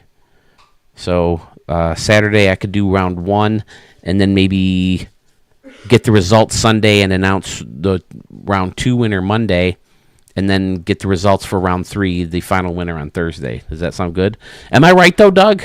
That's crazy. Okay, so Sewell, next Tuesday or Thursday, Tuesday would be better for me, but it's up to you. It's your thing. So I'll make myself ready for you. Yeah, what a crazy group. Just to remind you how crazy this group is, let's pull it up. I don't think I pulled it up to start, did I? So let's make sure I do that. Here is Group 4. Wow, what a group. North Pole Park from Young Gun, 1417. Bless This Mess from Scotty Warren. Caesar's Palace by Texas Eggs, 75. And the High Life Lakeshore from Jace Chiff or Jace, 155. So freaking amazing. Jace is right here. Said he wanted to build a stadium with a running coaster in view during gameplay. And you did it in an amazing way, Jason. Excellent, excellent stadium. All right. Oh, shit. Actually, I have to pick my girlfriend up. My girlfriend up. I'm guessing that should be on Tuesday. That's okay. I can do Thursday. That's no problem. Like I said, I'll adjust to you. It's your show. So, judges. I've never envied anyone less for the decision you have to make. To think that any one of these stadiums is going to get a 1 from maybe multiple judges is absurd to me, but that's just the way the cookie crumbled. I don't know if there's any way to rank them next year to kind of avoid this thing from happening, because it is kind of a shame to see such good stadiums eliminated in the first round of a contest. But again, I don't think next year we'll be doing the multiple groups like this. I don't think we'll be doing 4 at a time. The reason we did the 4 at a time was, again, to expedite the contest, make it go a little bit quicker, because with having to reboot the contest, everything's a mess. So there they are, judges. The 13 of you, or at least 7 of you, need to decide. Rank the highest with a 4, second highest with a 3, the second to last with a 2, and your least favorite stadium. I can't believe one of these stadiums would get a 1. Yeah, you're right, Rico. There can only be one winner, so this is just how that's how the cookie crumbled this round. North Pole Park, Bless This Mess, Caesar's Palace, and High Life Lakeshore all grouped in the same 4. So there they are, folks. Judges, thank you again. The sooner the better to get the results. The sooner I can get. If he dies, he dies. The sooner I get the results, the sooner I can post them to everyone, and we can move on with the contest. So, thank you very much for checking out group number 4. Group number 5 is next. Okay. There's group number 4, fellas. My dear Lord. I'll keep both versions up. Like I said, I'll keep this one live, and then slowly but surely I'll get the rest of them up so the judges have about a 20-minute long video for each group to check out and make their decisions on. Again, judges, if you're watching now, I'm going to send you all an email reminding you of the structure, the voting point system, to how to determine the winner of each round and see who moves on. 7 groups, with Murph getting the bye. 4 winners will face off in round 2, 4 winners of the first 4 groups, and then 3 winners of the second 3 groups, will join Murph in the second round, and then the 2 winners of those 2 groups will face off for the finale. So, let's move on to group number 5. Let me hit record.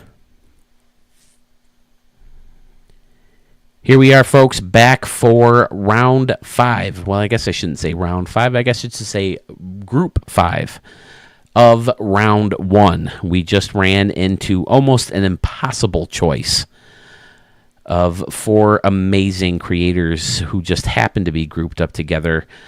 But now we have to focus on group number 5. Who's in group number 5, you may wonder? Well, let's take a look. We have Shark Tank Park from Sith Lord Slither, Garden State Park from Fresh 1X, Batsman Stronghold from Pogie Boy Wico, and Legion Park from one of my favorite Red Sox fans, Bo Tiger. Let's start off with the first stadium.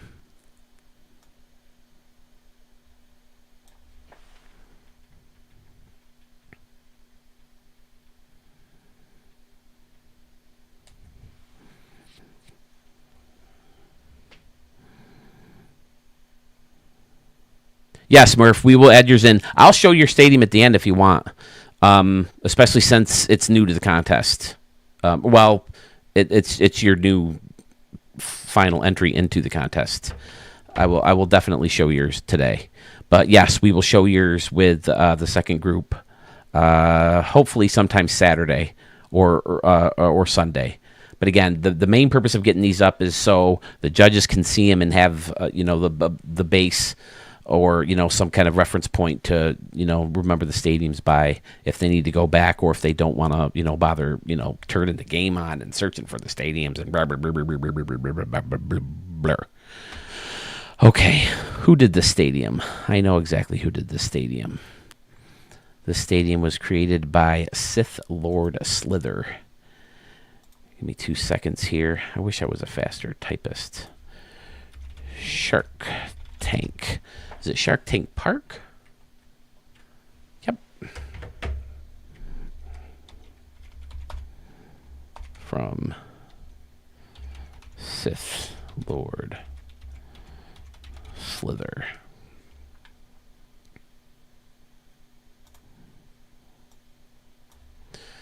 There he is. Okay. The stadium is based in his hometown of Miami, Florida. He said he wanted to express a lot of culture that is in Miami with the stadium. The favorite part of many of the creators who have seen this park is the custom DJ booth. A lot of partying, a lot of nightlife in Miami. 305, it's the area code, right? And they got these guys up here. He made this custom DJ's booth with, what is these, garbage cans? Oh, no, the top of the lights, okay? And you can wake up. And given this big futuristic speaker stereo look with the pantry hidden. That looks like the sound bars, right? They go up and down. And, of course, the giant speakers are already a part of the Singers Club where these are resting on. And then he added the giant speakers that a lot of baseball stadiums have in the background to just create this awesome booth. Oh, he's got the little guys up here, too. Fantastic. And, of course, there's people chilling out, probably dancing back here. You got Shark Tank Park labeled with the fin or the shark scoreboard. Is that what it's called? Oh, it must be grouped. What's going on here? Oh, there you go. Blue fin. Okay. Yep. Then you got standing room only seating under here. I keep calling it standing room only seating. What would you call it? Standing room only crowd area? But there are places for chilling out if you want to sit in an umbrella style seating table, or there's the pool to chill out in, which people are fully clothed, of course. And then very symmetrical. I always said that this gives me a cookie cutter stadium vibe, but much better. With the futuristic props, the way they're set up, it just gives me a Pittsburgh Pirates, Three River and Veterans Stadium, and was it Riverfront? Is that Cincinnati? And then the Astrodome and Busch Stadium, all those guys. Just the way that those props are set up, just give me those cookie cutter vibes. But he obviously didn't continue it all the way around. He got creative with it, and it looks great. He wanted to use the colors of the futuristic seating, to give us that Miami vibe. He's got the Miami Sharks. All of the concession stands or the restaurants are labeled with local food options in Miami. that you can read under here. Every single one of them, he said, that are labeled are real places that he enjoys dining. Then over here, more umbrella seating and the lazy river, palm trees, another scoreboard. Very symmetrical. Again, very clean. The frickin' DJ booth is amazing. So creative the way he pulled that off. Standing room, plaza, or patio as well. Okay, that makes sense. Plazas, yeah. Yeah, he did nail it, Murph. I agree. Murph saying he tried to create some kind of booth like that and couldn't pull it off. But Sith Lord Slither sure did. Pedro Figueroa, is that his last name? He uses his stadiums for franchise modes. He has one involving the Ricky Davis League, I know. So, yeah, he has all these stadiums that he either creates from scratch or he downloads a bunch, I think he said, and tinkers with them or remixes them and uses them for his stadiums in that franchise mode. Pretty standard around and behind as far as, I mean, as standard as you can get with these futuristic props, but he does throw in some concession stands and the team store back there. And again, all those guys are hidden in there, and anything that's custom labeled is, in fact, you can enjoy food if you're ever in Miami. And when you're down there, find the gelato place that I found, because, oh my God, it was so good. I don't know if it was Cold Stone Creamery good, but it was good. Sith Lord Slither with Shark Tank Park. Nicely done, sir.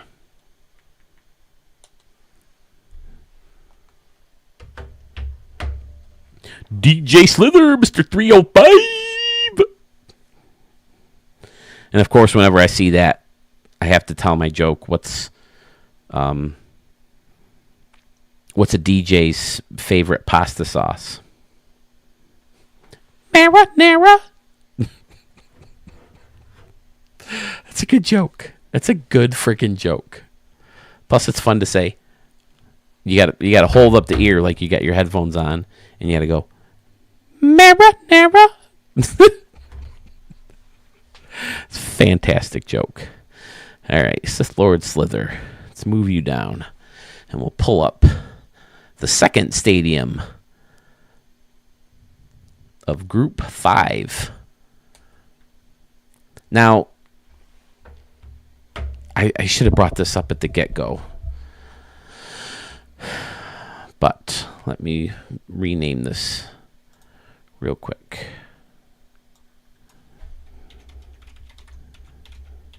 Is Doug still here?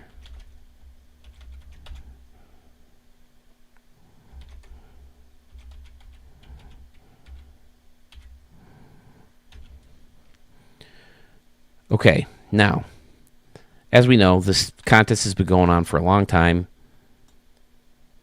People have been eliminated, and since then, some folks have gone in and tinkered with their own stadiums. So I did my best to try to find, I mean, there's like 80 versions of the stadium in the vault. So I did my best to find the one that we showcased for the contest.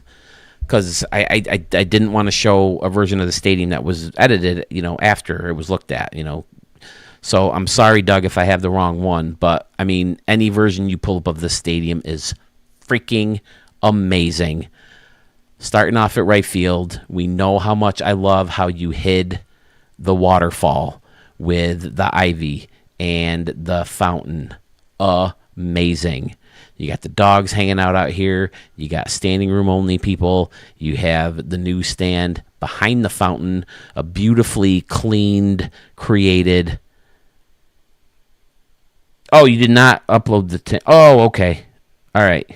Is this a good version of it then? Because I can upload the most recent if you'd rather. But like I said, either one is freaking phenomenal.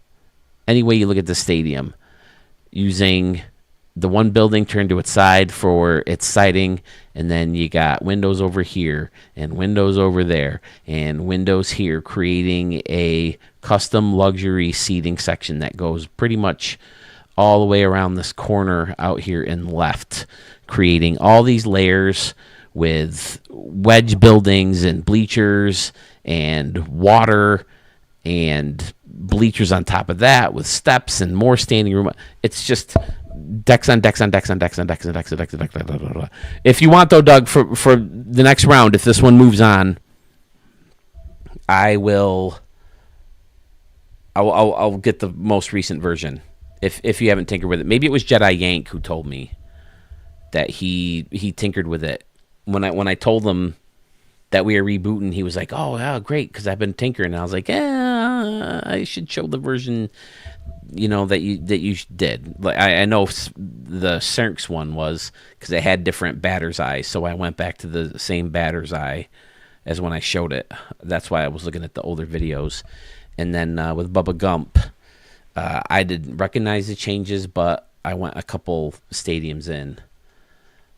But yeah, using the building with the grass on top with some horses chilling out, eating the food in there.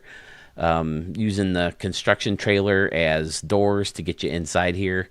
Phenomenal. An excellent little courtyard behind third base, I think, and first base too. Yep. And just less grassy over here. Oh, man. I don't remember this one either, but it looks great. Using this restaurant as the window behind the bleachers. Amazing. Nice little clean bleacher section over here. And then upper deck with more bleachers in front of that. Home of the Pit Bulls. Doug, who has family in my neck of the woods.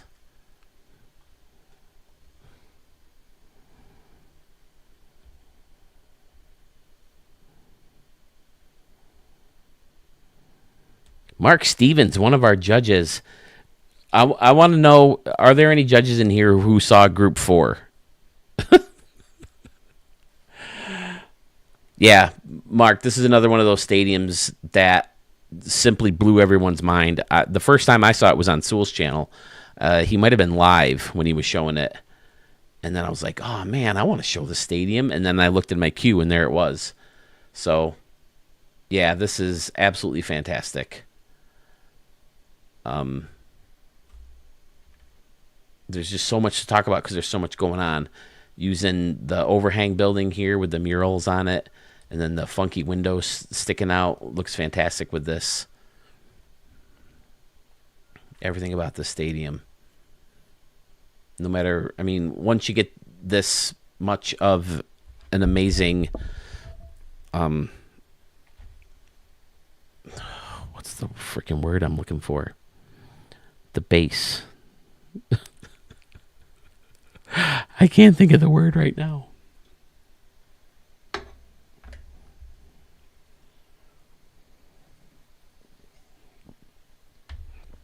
No, Dad, bad bod, you can't.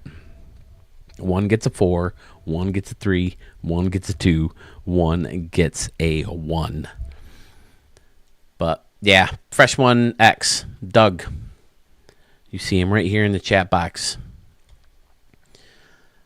I think Sewell said he saw the stadium and he thought Stadium of the Year. Just so much going on. So many little, very Marco 11302-esque with the stuff that he managed to jam in and how everything's not perfectly lined up. Some stuff curls around and some stops and some's, smushed together and some's long on top of it, some short underneath. It's just, I don't know what else to say about it other than it's brilliant. I don't know. I don't think you said you had a plan going into the stadium, but whatever you did to pull it off was amazing. I love it. Definitely one of my favorite stadiums of the year. Dad Pod's like, okay, fine then. Sorry, bro. Can't let you give them all 4s. I mean, there's not a stadium in this contest that deserves a 1. But, I mean, that's just the way... That's just the way the cookie crumbled. I just popped in. I'll have to watch the recording tomorrow. Great, Mark. I'm hoping we'll see how late it... Oh, my God, it's already after midnight. I kind of wanted to have all 4... or all 7 parts uploaded tonight, but at least we'll have this video to go through. And then I'll probably slowly upload the 7 tomorrow after work. And then I'm going to go live with the closing live showcase, so we can wrap things up before the new game comes out. Okay, let's bring up stadium number 3 from group 5 we're in, right?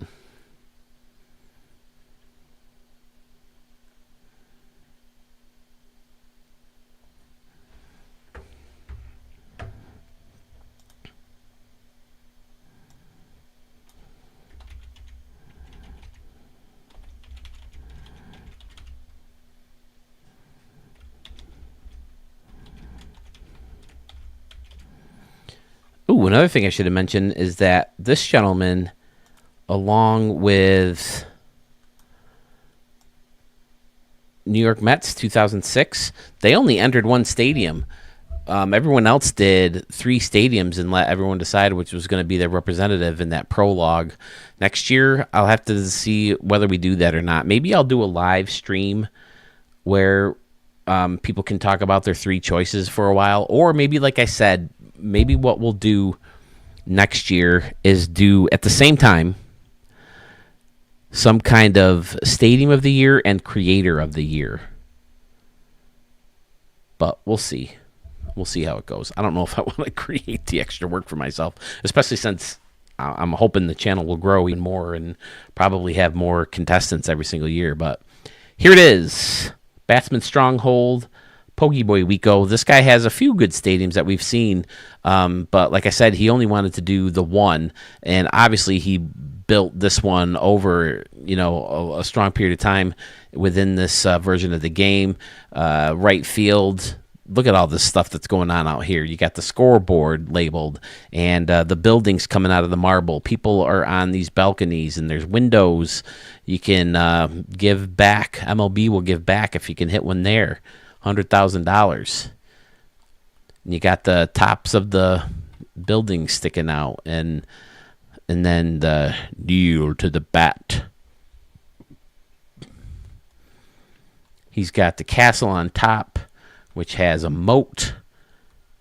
Well, I guess that's not a moat, right? A moat goes around the whole thing. But using the crown. Excuse me, fellas. And lady or two.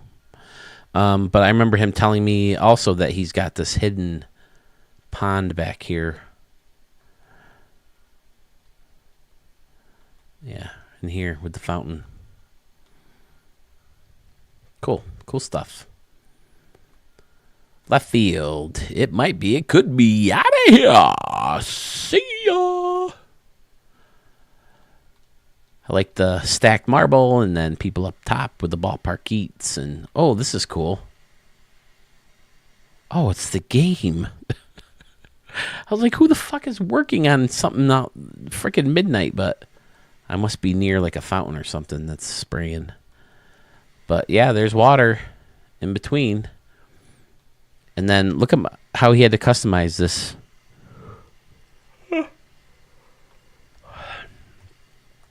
Yeah, he's got the restaurant inside there, cutting off the ballpark eats. I think that's a good look because I like the fact that there's something that you can like embed into a wall and, create the actual inside of something instead of it just being windows. But I'm not crazy about how it looks in there. The stupid floor and the different colors, and I'm just not crazy about it. So I like how he kind of lets you go in, but there's, the windows cut it off. Standard around and behind. I know I showed at least one other stadium from him, and I really liked it. Oh, I never really noticed all this water out here, too. Boat taking you in. That's gorgeous. That's a nice location for a stadium. Fantastic stadium. From Pogie Boy Wico. Hope we get some more from you next year. Oh, he's got all those lights up there. Yeah.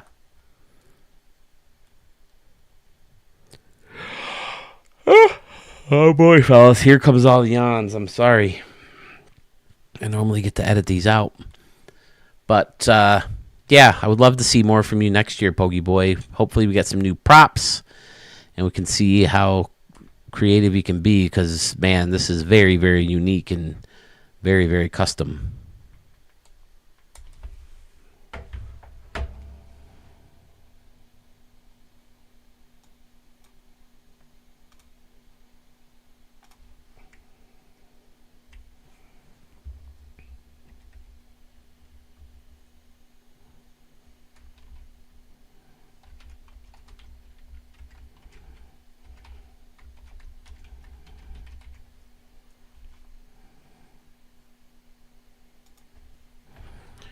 Okay, the fourth and final contestant in Group 5 we're in, right? Let's see. 1, 2, 3, 4, 5. Yep, 2 more groups, fellas. We're getting there. We're almost there. Is certainly no slouch in the community.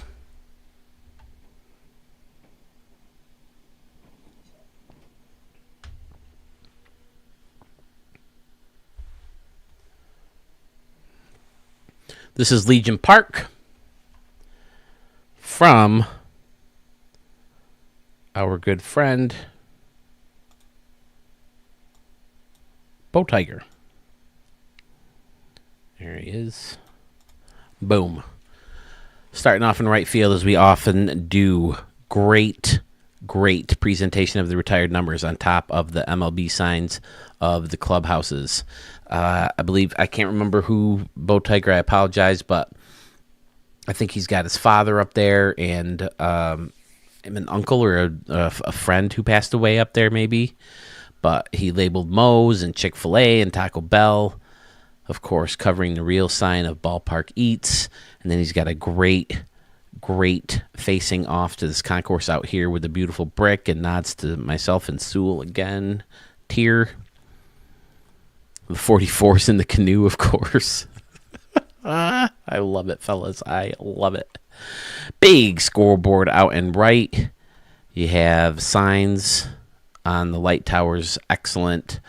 Very creative way to display this building and use that funky balcony that they have with the slanted pillars to hold it up. Very, very fun. And then, of course, this fountain is amazing. Very clean.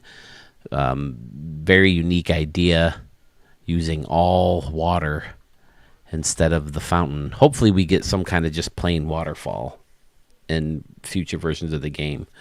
But we're making do thanks to Schmitty, I think, who created this trend. I know I took advantage of it because of Schmitty.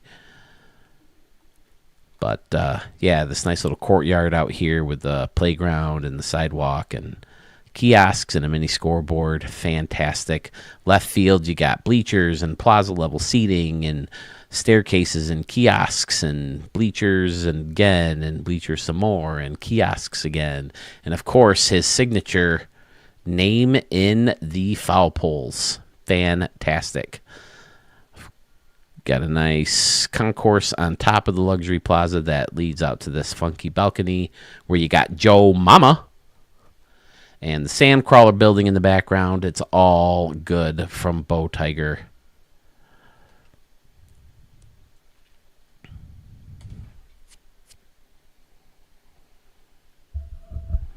All right, Mark, I appreciate it. How many stadiums are you showing tonight? Are these Stadium of the Year stadiums? Yes, sir, they are. These are for you, specifically you, Dad Bod, Frankie Q, Mark, Pokey Boy, not Pokey Boy, Mogo Pens, all you judges. I had a list of the judges up.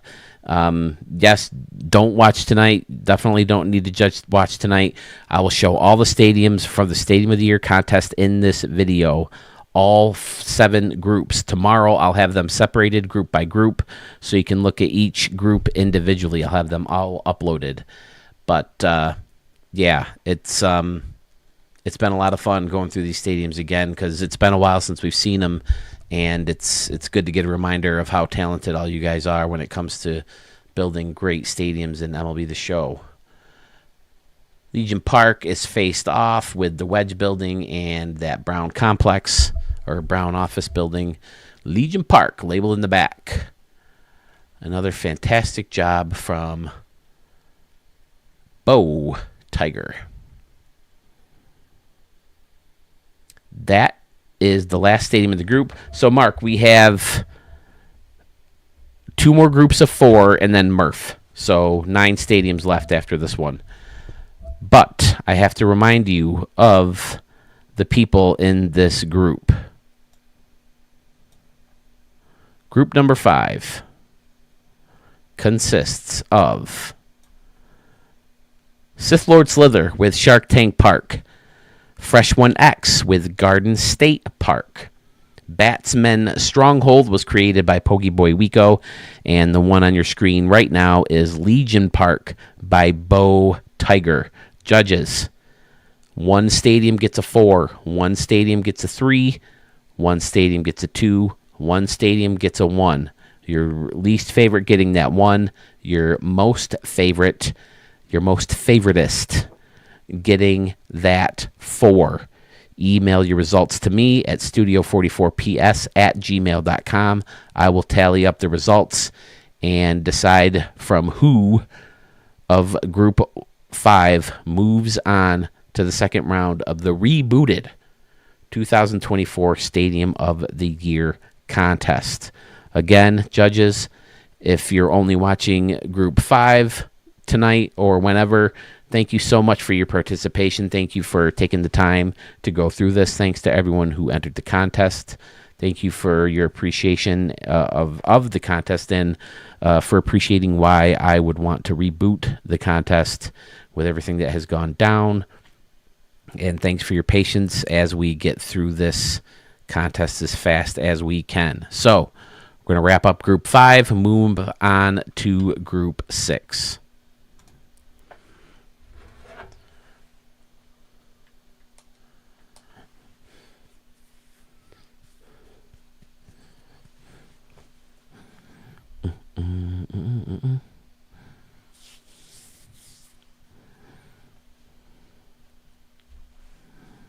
Gotta get rid of Group 5.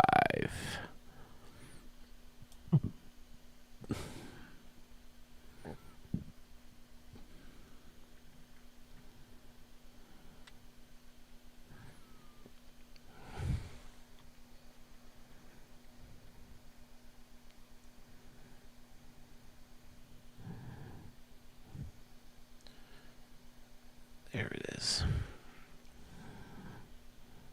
Okay, starting Group 6.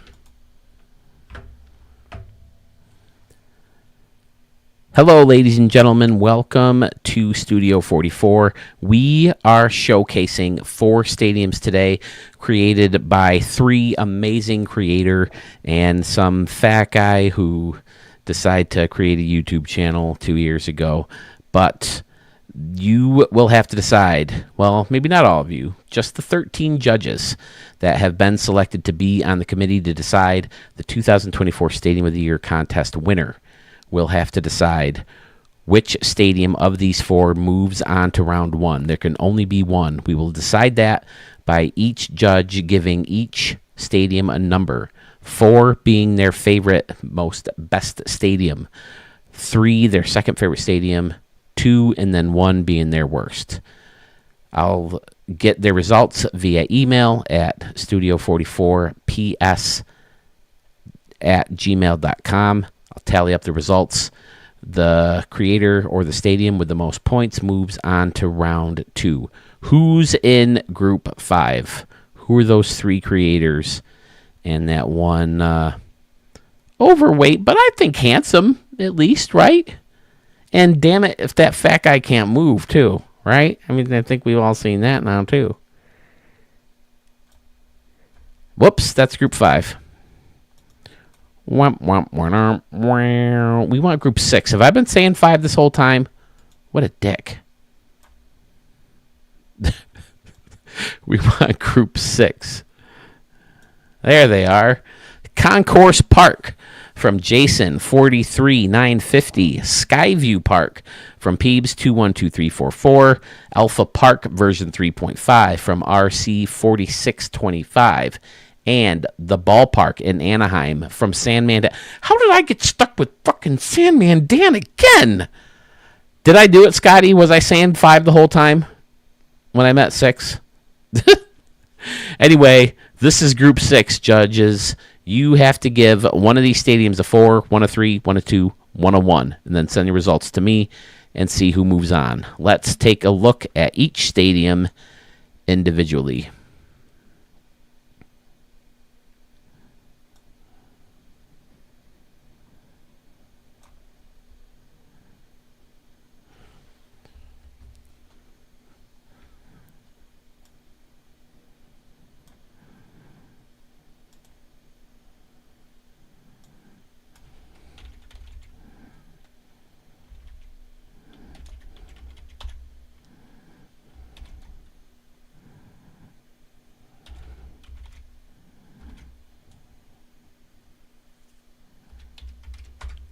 Starting things off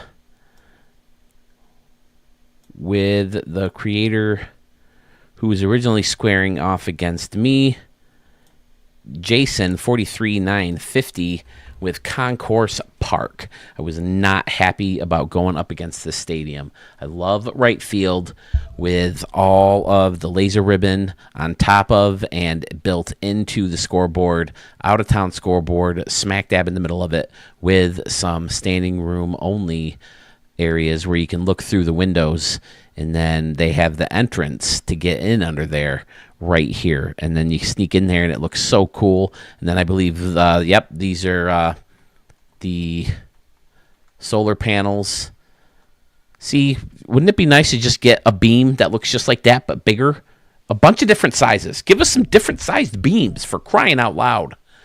I think it gives that whole thing such a good look when you can just blend that in there.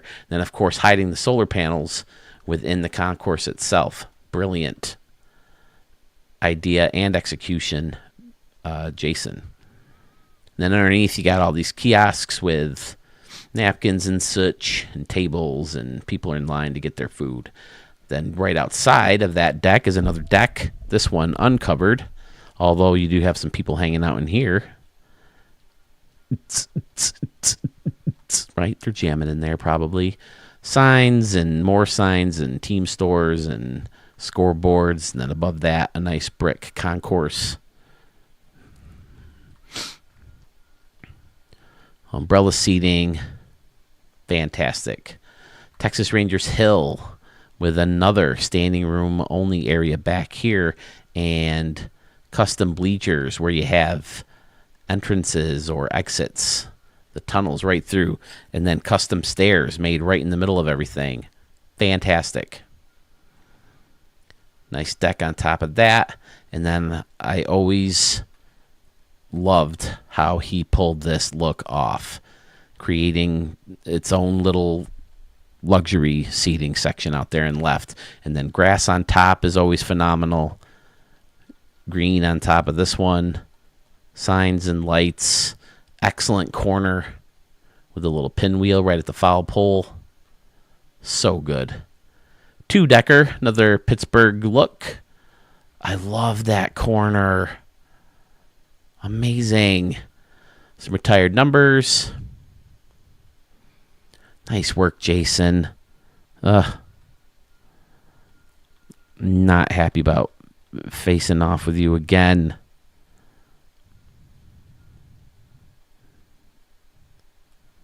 Beautiful, beautiful work in there. And then there's the museum built in with lights on top of that. And you got the monster claw dude. Is that a monster? Is his hands down like this? It's got a lot of fingers. Oh, no, I guess it's only 5. It's just weird how there's 2, like, separated on the other side. That's what made me think there was more than 5. Because there's 3 on one side, I guess, only 2 on the other. So you think there'd be just the thumb on the other side. What do I know? Great shot from the sky. Flip the lights on. And we have just a gorgeous, gorgeous ballpark. from Jason. 9350, right? Are those the numbers? Yep, there you are. Oh, 43,950. I'm sorry.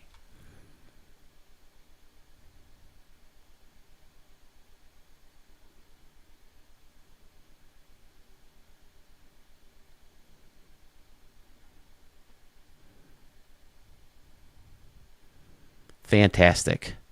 Concourse Park from Jason. 43,950. Definitely one of the better stadiums of the year. Perfectly capable of taking the crown of 2024 Stadium of the Year. Hello, Tiger Shark. Still judging for us, right? I got you on the list.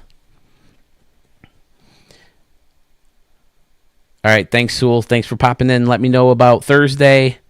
Let me know if you want to join me at all for announcing next round winners. If not, no big deal. I think it's going okay today, solo.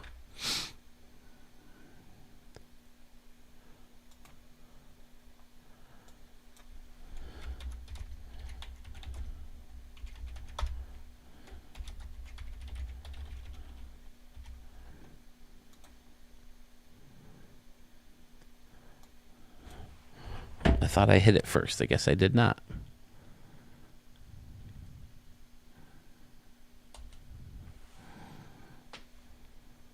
Sounds good, Sewell. Appreciate it, buddy.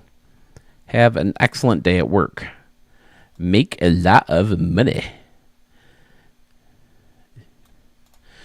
Here we go, folks. Skyview Park from Peebs 212344. The proprietor of Studio 44 with Phil Sherman. That be me. Taking a look at the view high above the stadium. The goal here was to create that big wall of hotel balcony rooms. I knew once I learned how to close off this building right, I wanted to put hotels right along the home run fence that you could hit these line shots into.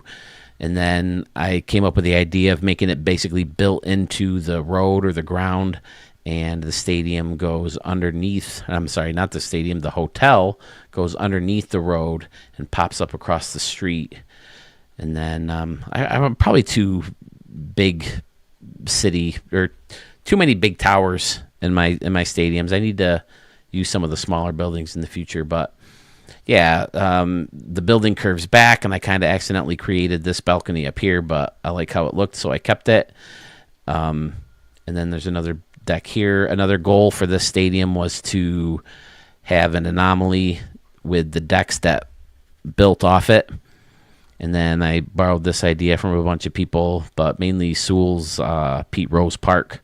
I like the idea of people underneath. And I mean, we just saw it in Jason's park too. He has a very similar concept. But yeah, I like all the people hanging out on their balconies. I like the quirky, this is kind of Frontier Field here in my hometown feel and look.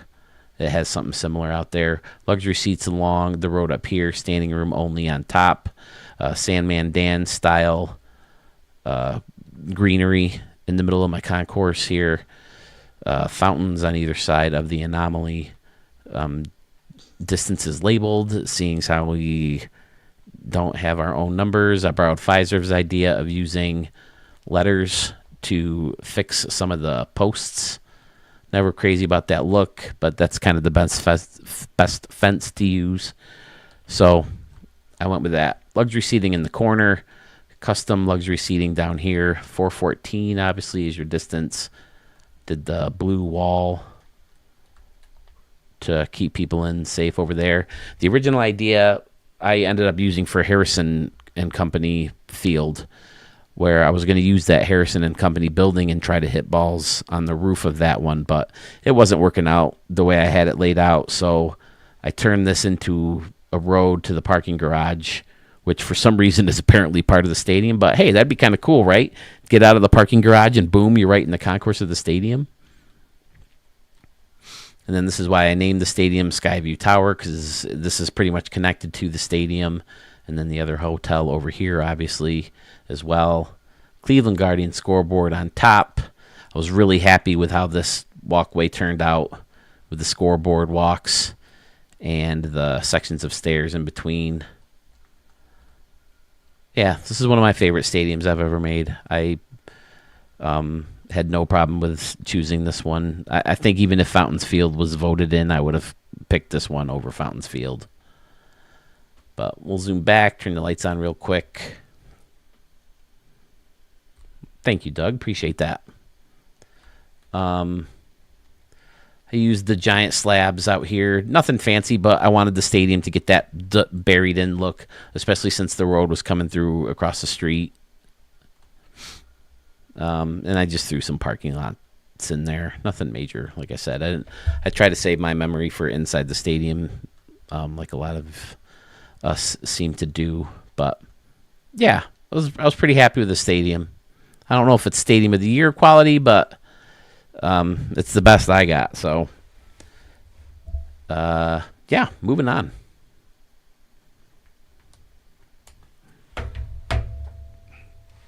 She's a beaut, Clark, a beaut. Oh, that's right. You put all the Christmas quotes right outside your North Pole Stadium. Thanks, Dad. You taught me everything I knew about exterior illumination. That fucking movie is so funny. I've been watching that movie since I was a kid. I mean, who hasn't in this room, huh? All right, let's hide it this time before I change the name. Thank you, Johnny. Appreciate that.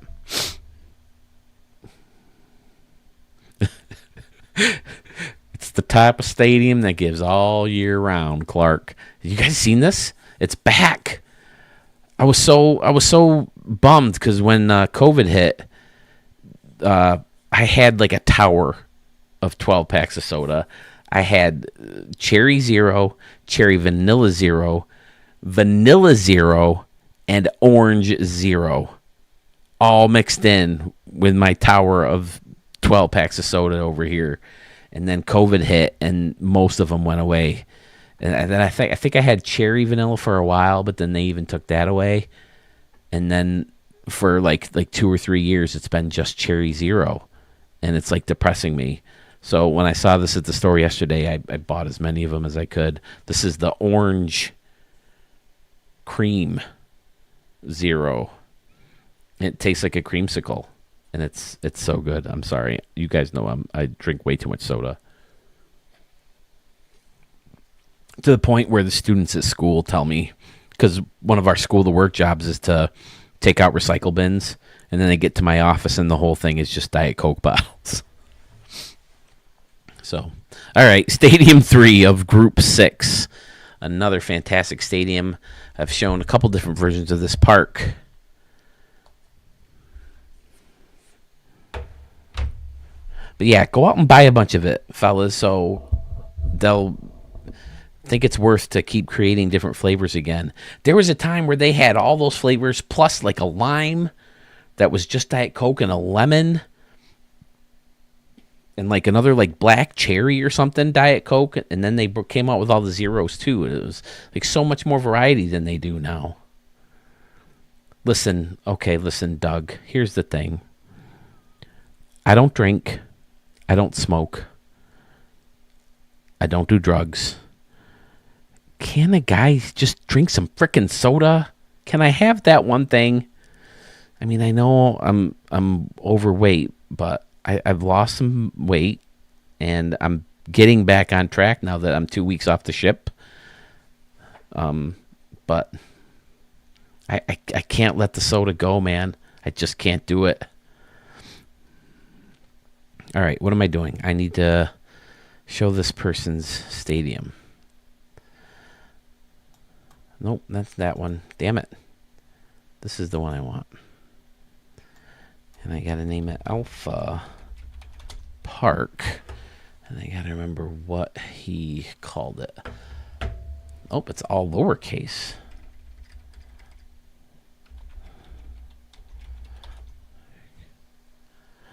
V3.5 from RC4 Is it 625? Yep. 625.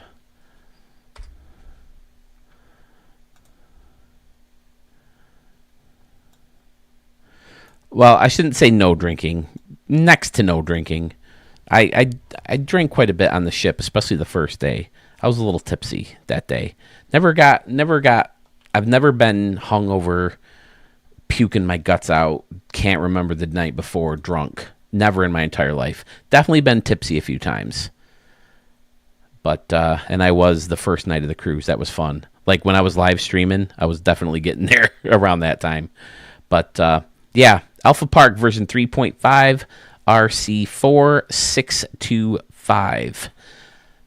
This is the stadium with the awesome concourse out in right field between the stadium and the river or ocean or lake, whatever happens to be out there. I love the curves with the decoration all the way throughout that stadium. This corner is fantastic with the bending of the splashes, the number of splash shots. People are hanging out on the different layers, and there's people in the Hall of Fame section. You got the home run deck kind of built right into the rest of the concourse. Looks amazing. That's faced off with the arches. Outstanding from RC4625. And of course, in that body of water, we have canoes. We have canoes. Oh, Lent. You're not drinking for Lent? Is that what's going on? That started what, yesterday? Custom building in center field with a bunch of things blended in together, and he's got another funky pointy deck coming off that, labeled Alpha Park. Oh, is this? I never noticed this before. He created like a crescent moon. Flags all over the place. Sigma Stadium in the background through a bunch of futuristic seats into the football stadium. Creates an excellent view from behind home plate once it's lit up. I'll definitely show you that in just a moment. Nods to Stadium Center out there. Our good buddy Soul21. And I think this is Ryan, right? Who, like, measures the distance on the field itself to get an accurate bullpen when he custom creates them. I think he does one for every stadium. Waterfall in the corner, and then surely not standard around behind with low light towers and futuristic seating blended in with field level seating. Very, very fun.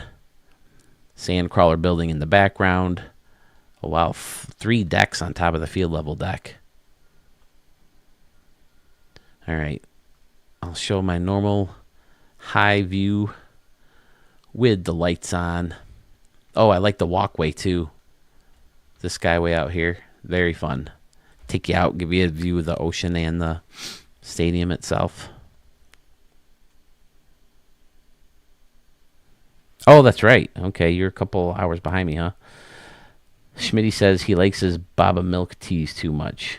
Never heard of those. Oh, not Lent. I'm sorry. Okay.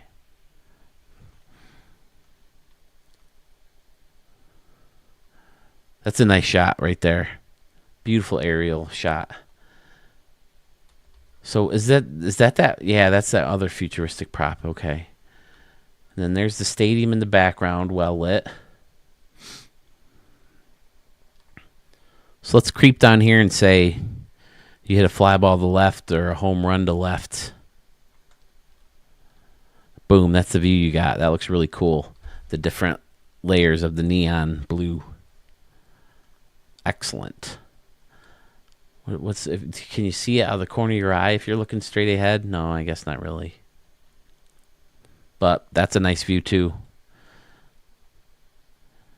Excellent job from Ryan or RC4625 with Alpha Park version 3.5.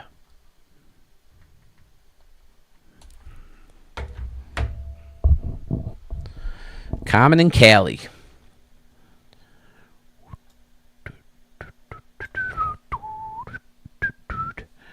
One more stadium for Group 6, then we move on to our final group, and I'll show Murph's Stadium with that group. Even though Murph Stadium is not being judged, do not count Murph's Stadium in Group 7. I will reiterate that in the next video.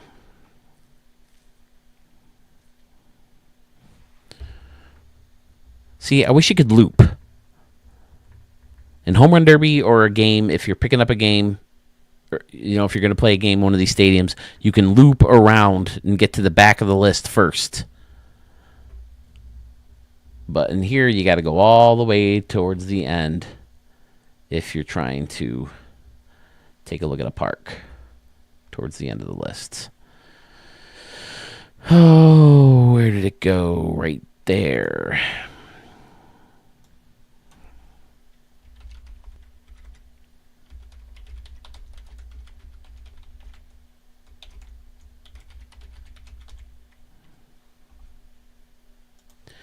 Here it is, folks. Another legend in Studio 44 and in the stadium creator community in general, Mr. Mr. Sandman Dan gives us the ballpark in Anaheim. And I remember when I first showed the stadium, I fell in love with center field, but we'll get there in a minute. Let's start things out in right.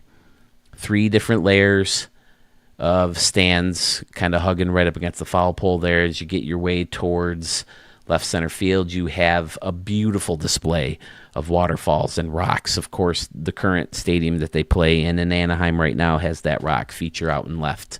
So I think a lot of people who recreate an Anaheim stadium use the rocks, and it looks fantastic. More rocks on the other side, clubhouse seating, restaurants, and custom walkways and ramps on top of that, hiding the little huts with the Paradise Dining restaurant. Brilliant idea. Scoreboards and signs built right into the light towers. Of course, you got to have the Anaheim A scoreboard. Right down the left field line, mostly stands, having 2 more decks on top again, of course. And then the top deck is broken off with that one curved building out here to face off the outside of the stadium, using the St. Louis Arch and the A to kind of decorate the outside of the building. There's those grass patches I was telling you about that have inspired me. Using the amusement park ride for the beams to hold up this circular concourse. Outstanding. Building doubling as a roof and as maybe luxury seating or the broadcast booth. But now, folks, it's time to look at that epic display in center field. The statue baseball game. The Garden of Dreams, ladies and gentlemen. Folks out behind the home run fence, jumping over retired numbers. And then you got the retired numbers, of course, with a custom-made infield and the bases, which are made out of the fence. And the guy's pitching, the dude hit, the guy's running, and then the guy's playing in the infield. Such a freaking great little feature in a stadium. I think everybody was blown away when they first showed that, and I couldn't wait for you guys to see that as well. Big speakers and scoreboards and clubhouse seating and very quirky home run dimensions. Very Sandman Dan, very creative as always with his builds. I think he's got a few, if not one, stadium to check out in that video I will be recording tomorrow. And yeah, Sandman Dan is the man. He should be called the Man Dan. San the Man Dan. There you go. I like that one. Either way, gorgeous park. Thank you, Sandman Dan, for. I gotta count them up. I'm catching up, where I'm getting towards the end of making this database of all the stadiums. Murph, Arch. I got to see which one of you has the top amount of stadiums shown here in Studio 44. But the task at hand right now is for the 13 judges in the Stadium of the Year committee. All 13 people volunteered to look at each group through 3 different rounds and decide who moves on until we eventually have a winner. Group 6 is the group they are judging right now, and that group is made up of Jason 43950 with Concourse Park, myself Peebs 212344 with Skyview Park, RC 4625 has Alpha Park version 3.5, and the one in the background right here is Sandman Dan's Ballpark in Anaheim. One stadium from each judge will get a 4. One will get a 3, one will get a 2, and one will get the 1.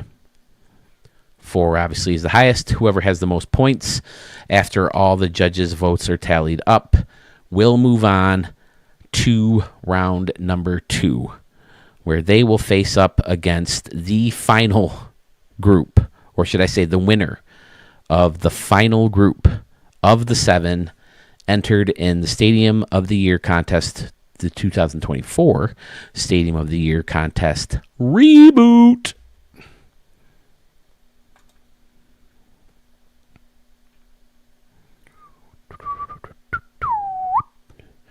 Group 6 comes down.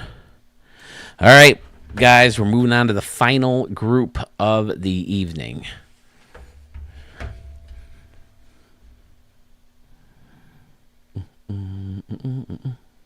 Oh, I got to get Dan out of there. Sorry, Dan, your time has come to an end for now. Come to an end for now. Your time has come for a timeout. That doesn't sound as tough, does it? What am I doing? Stadium creator. And, yeah. Who's the first stadium in the last group? Man, we got some all-stars in this one, too. Oh, my dear Lord, do we have some all-stars. The first of which is an absolute legend.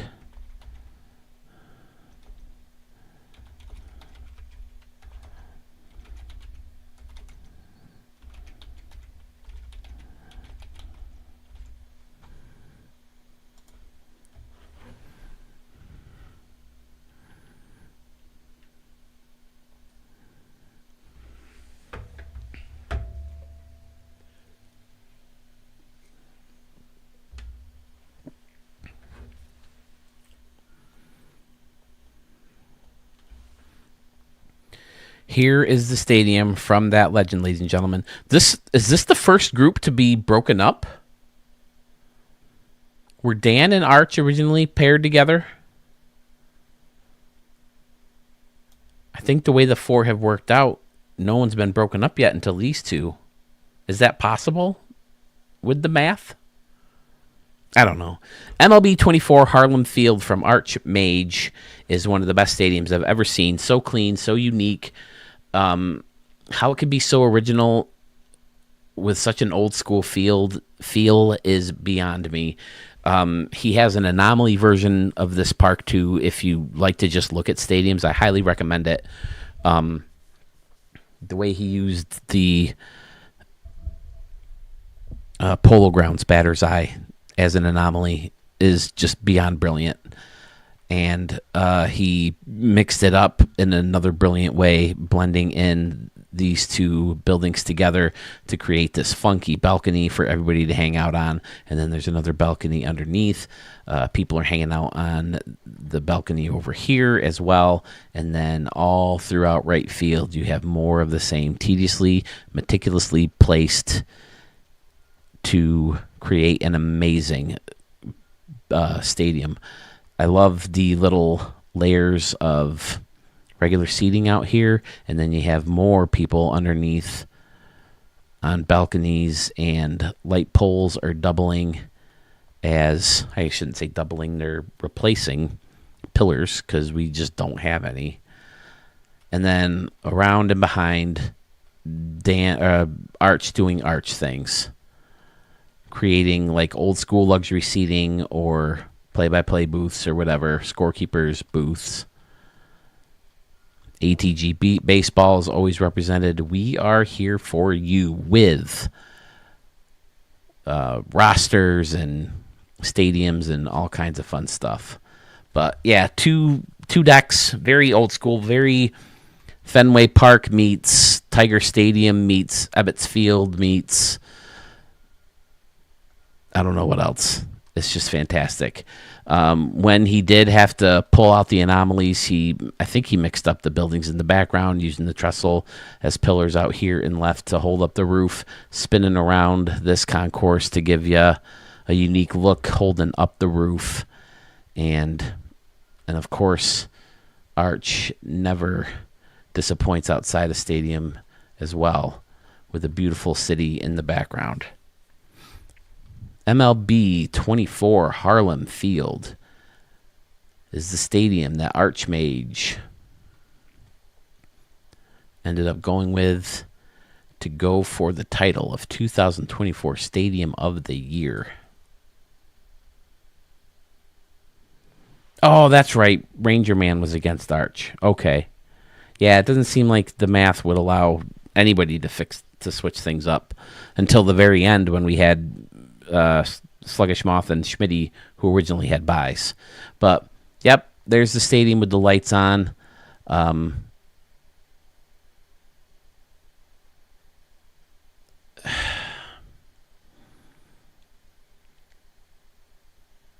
I guess they are behind the things. Okay. I was thinking, weird San Diego studios, how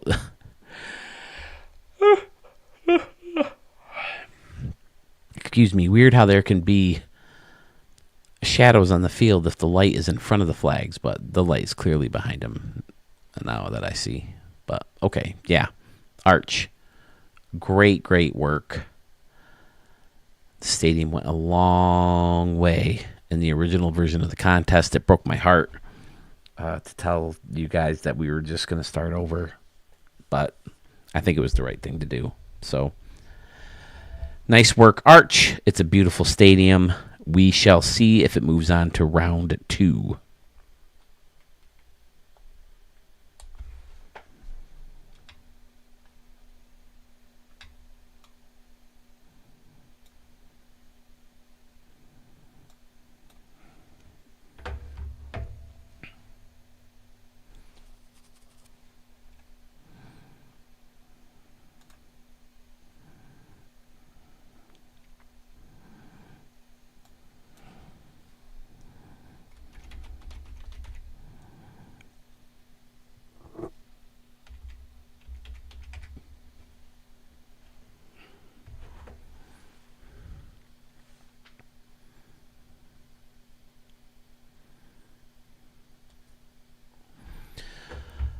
Zachary White, who you see in the chat room right now, if you're watching live or if you're replaying the chat.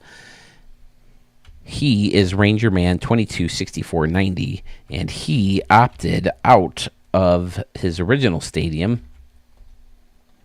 What was it? Zachary's Ballpark in Arlington? Is that what it was? Yeah.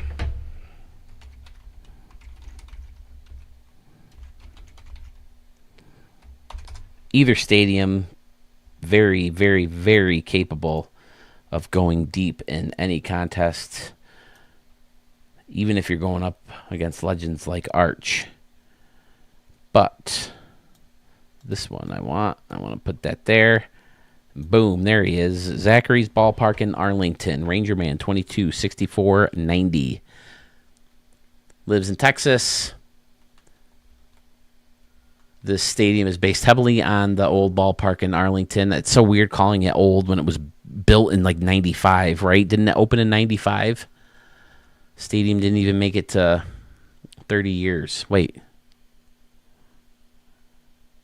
No, didn't make it to 30 years. This year would be 30 years. Got the old school style right field with the old school roof and the kind of overhang upper deck.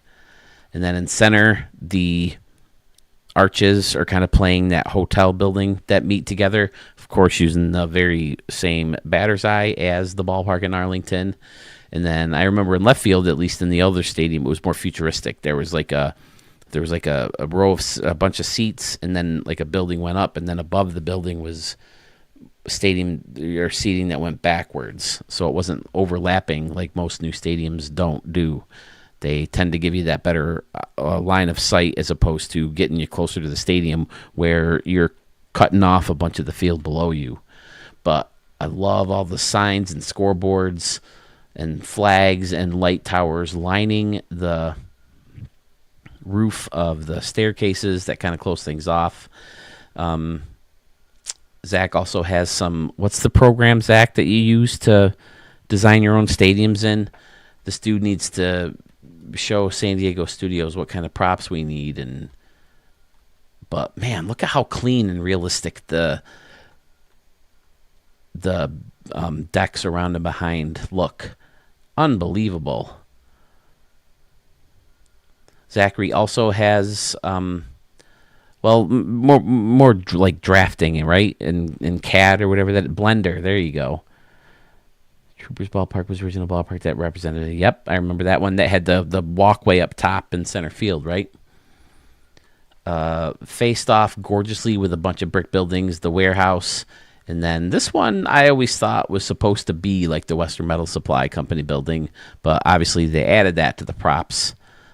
So, yeah, using the brick, great idea, blending them in together and having them kind of cover different spots where you might not be able to cleanly connect the buildings. Looks really, really good. Fountain and the circular office building, or the arched, curved office building out there. Roads and Little League fields or high school fields. Amusement parks and buildings. Cap off an amazing stadium from Zach, or Ranger Man 22 6490. Zach says he did CAD for... Oh, is that Scotty who said that? Oh, okay. No wonder Scotty's so good at building stadiums. But Zach says he does 3D modeling and rendering with Blender. Fantastic. Flip that light switch again real quick, if I haven't already. Yeah, that's a thumbnail, right? That looks gorgeous. See if I can sneak in here and get a good thumbnail just inside the stadium. Trying to work on that. Yeah, that's a nice view right there. Stadium number 2 in the final group of 4 creators trying to move on to round number 2.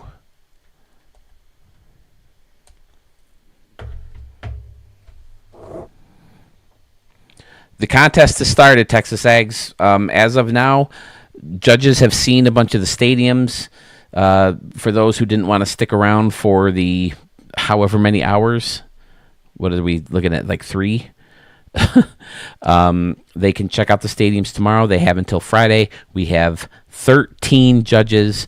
We're going to move on if we hear from at least 7 by Friday. Announce the winner Saturday. Get the stadiums, the winners, out to the judges again so they can give us Monday to announce the winners of round 2, and then we'll tally up the winners of that round to have a winner by next Wednesday or Thursday, when we will be looking at the new game staring us right in the face. So glad you can join us. But the contest has started. Everybody's stadiums are in, and we are showing the last group of 7 that are entered into the contest. Yeah, I really hope, people are still finding this contest fun. A, I've shown the same stadium so many times. B, the fact that there was all the controversy and, some people are happy about Reboot and some people are not. I get it. There's just no way you're going to please everybody at this point. So I have definitely taken this as a learning experience. I think we found a pretty good way to determine the winner. I've found some good tools, I think, to help kind of speed up the process and speed up the video. Unfortunately, my my rambling hasn't helped anything in my advertising of orange vanilla soda here. But yeah, I think I've learned a lot in this contest and look forward to turning it into something bigger and better next year. How I will turn it into something bigger and better, I don't know, but I think it's been a lot of fun. Hopefully next year will go smoother after the learning curve of this year. I mean, we more than doubled our contestants from last year, so I honestly expected something to happen to kind of mess things up, but I didn't think it would happen in the second year. So I was a little disappointed that A, that it happened, and B, how I handled it. And you guys have been all so cool about it. So I can't thank you guys enough for accepting my decision to start over. And oh no, he's not that one. He is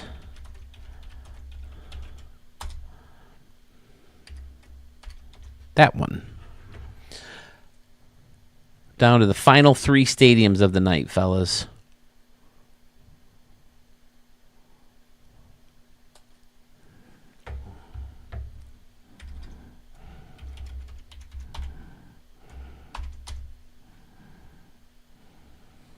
I'm glad, Zach. I was out in the first round last year. I was out in the first round of every Sewell contest I've joined. So I'm the same way. It's fun, and I look forward to seeing what the judges say about my stadiums and your stadiums.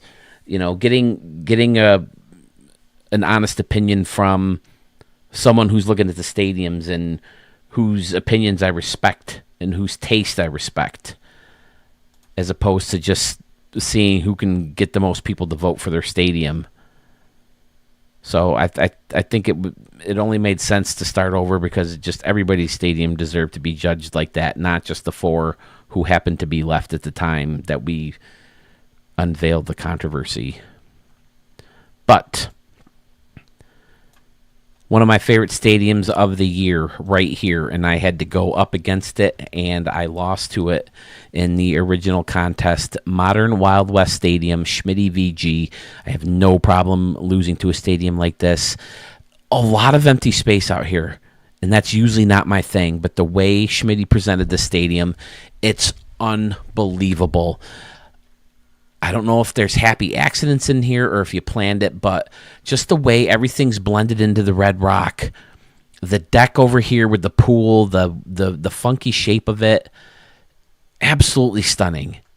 And then the fact that you're using the Hall of Fame sign as pillars just looks great underneath there.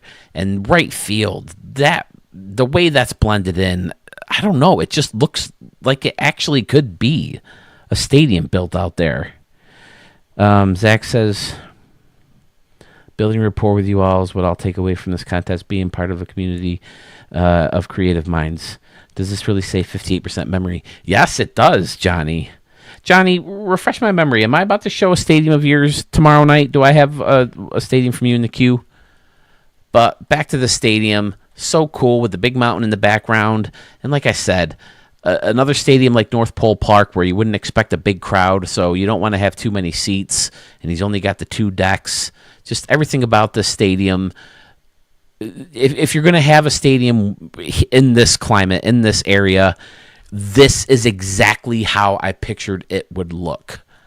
I don't have enough wonderful things to say about this stadium. I freaking love it.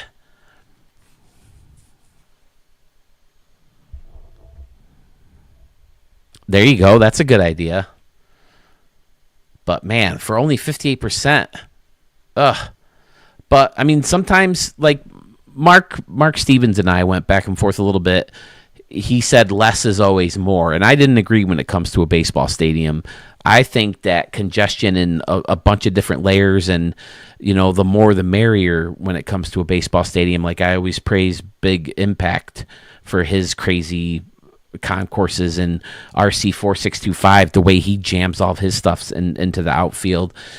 This is just the opposite of that, which is my usual taste, but I don't think you could do a stadium here any differently, and certainly not any better. I used this stadium for the thumbnail of the video it premiered in, and I've been praising it ever since. You got the covered area under here. Maybe they got some cool air blowing in somehow, because I imagine it's hot in there. But you got a bunch of tables and the brick concourse, kiosks, and people, of course, are watching the game through the fences. Absolutely love this stadium. Schmitty, your best stadium. This one and the Amazon one are my two favorites of yours. And I like the Canoe Coliseum, too. Or was it Coliseum? Canoe something. But yeah, right there, I'm pretty sure that was the thumbnail of the video that the stadium premiered in. Having a place to show your stadiums is the fun. Without it, building stadiums would be a lot less fun. Plus, seeing all the ideas everyone has, motivating. Very motivating, I agree. Texas Ags, Murph agrees with Zach's. Finally can place most every creator's YouTube name with a console name. Gotten to know everyone better through this. Scotty Warren agrees. Texas says, looking forward to Sewell's Guess Who Built This Park broadcast, which should be a lot of fun. Guess who built this park? I don't know what you're talking about. What's that? Well, yes. I don't know what this is. Yes. God, I wish I did Jeff Goldblum much better, but I don't. You got to check out the one I built yesterday. It's up there with these, in my opinion. Okay, is it in my queue? Did you build it on your stream? Either way, I'm into it. I'm all about it. Aw, shit. Motherfucker, I didn't record Group 5. All right, once I get off the air, I'll re-record all these stadiums. Son of a bitch. Or maybe I'll do it tomorrow. God damn it, it's almost 1:30 in the morning. Unbelievable. I was so good the whole time of making sure I pressed record before I started each group.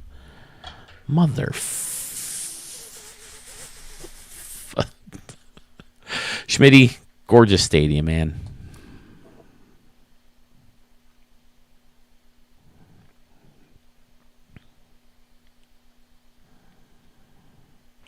Okay. Did you send it to my queue? Or I can look and see the finished project on your thing, on your video. My new park is the new AMD Park. It replaces AMD Park. Yes, clever with the names. Yes, okay, I do remember seeing that in my queue. So yes, great. I was gonna wait till 25 to send stadiums. Okay, well, Smitty, I think I have. Let me see. That won't take long to figure out. Where did it go? Where did it go? Google Form. I have 20 stadiums. Okay, so yeah, I mean, if I get on at like 4 or 5, take my break, it should take like 2-3 hours to get through those stadiums, and then depending if I get any more in the next week and a half or not, it'll probably be it. Baywalk Stadium. Okay, flip of Plan B. He sent me a couple recently. PFK Nuns last stadium of 24 is in there. Texas Ags has quite a few stadiums in there. Here's Alamo Coliseum from DM Band. Canal Street from Jace Chiff. Flip of Plan, another one from him. I think I have a couple Murphs. 3 Murphs. Judge Ito is back, I think, with his 3rd park. Arch. 2 from him. Skater 3 Boy. 2 from him. Another one from Doug or Fresh One X. Oh, okay. These 2 are Murph and Zachary letting me know that they were switching their stadiums. So 18 stadiums to show. So Schmidt, if you want to send it over, I'll show it in a video tomorrow.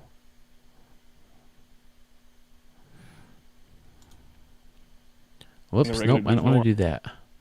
Okay, back to the final stadium. Sorry, Big Mac, are you still here?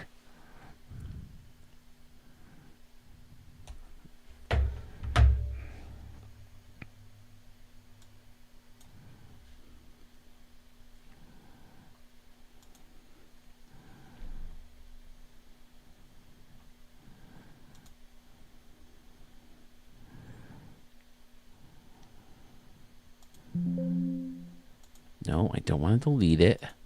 I want to edit it.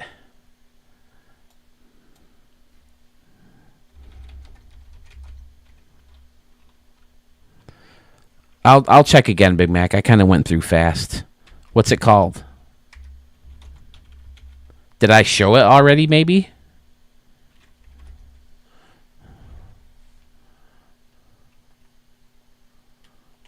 New era. Park.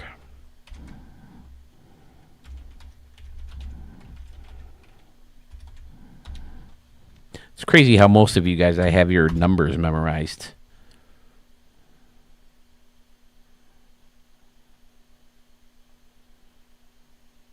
Great Salt Lake Stadium. I think I may have already shown that one. I'll have to go back and look.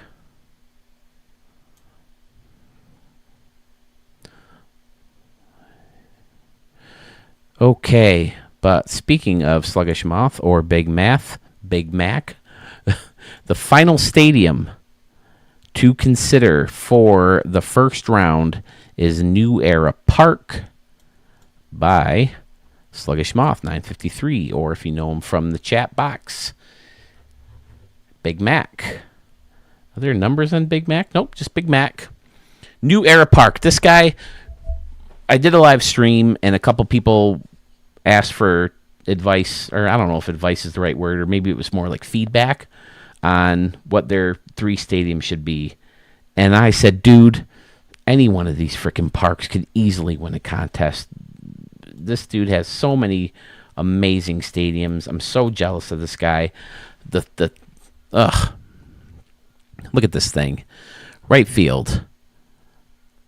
All the brick. How clean it is, how everything is nicely blended in. Fly your own flag, signs on the lights, bleachers up top, concession stands up top. Excellent little walkway to take you between the 2 decks here. The custom luxury seating by adding the brick and hiding a bunch of the seats looks phenomenal. And then the way it jolts back here, simply amazing. And then you got the 59 Club, where you have a little triangle type deck up here, and then steps take you down, and then into the 59 Club you go. Through locked doors, got to have the right credentials to get in here and watch the game from underneath that right field concourse. Or is it bleachers? I don't know. Either way, it's freaking amazing. It's just regular seating. Okay, plaza level seating. Center field, custom home run hill over the batter's eye, where he always does an amazing job of framing these cheap-looking minor league or spring training type batter's eyes. The way he frames them, he makes them look big league. It's amazing. And then bricked off luxury seating from center field all the way around to the foul pole. A fountain with a canoe. We have a canoe. Doug. Good night, sir. Thank you for sticking with us so long. Standing room only along the left field home run fence with that hangover type or overhang. Hangover. Overhang type section in left field. You know what I'll do? You know what I'll do? I don't have to record this. I can download this video, chop off the last part, and turn this last part into 7. Yeah, okay. I don't have to re-record it. The official on-field cap of Major League Baseball. I think he told me when he called in that day that he has a large New Era collection, and he wanted to incorporate that into the name of the stadium.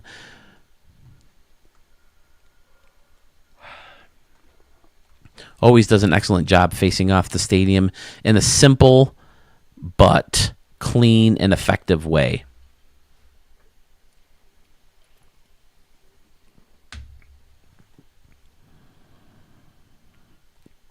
Excellent. Using the slab to give the stadium that buried in look. Putting the concrete on top of the roofs to clean everything up. It looks amazing.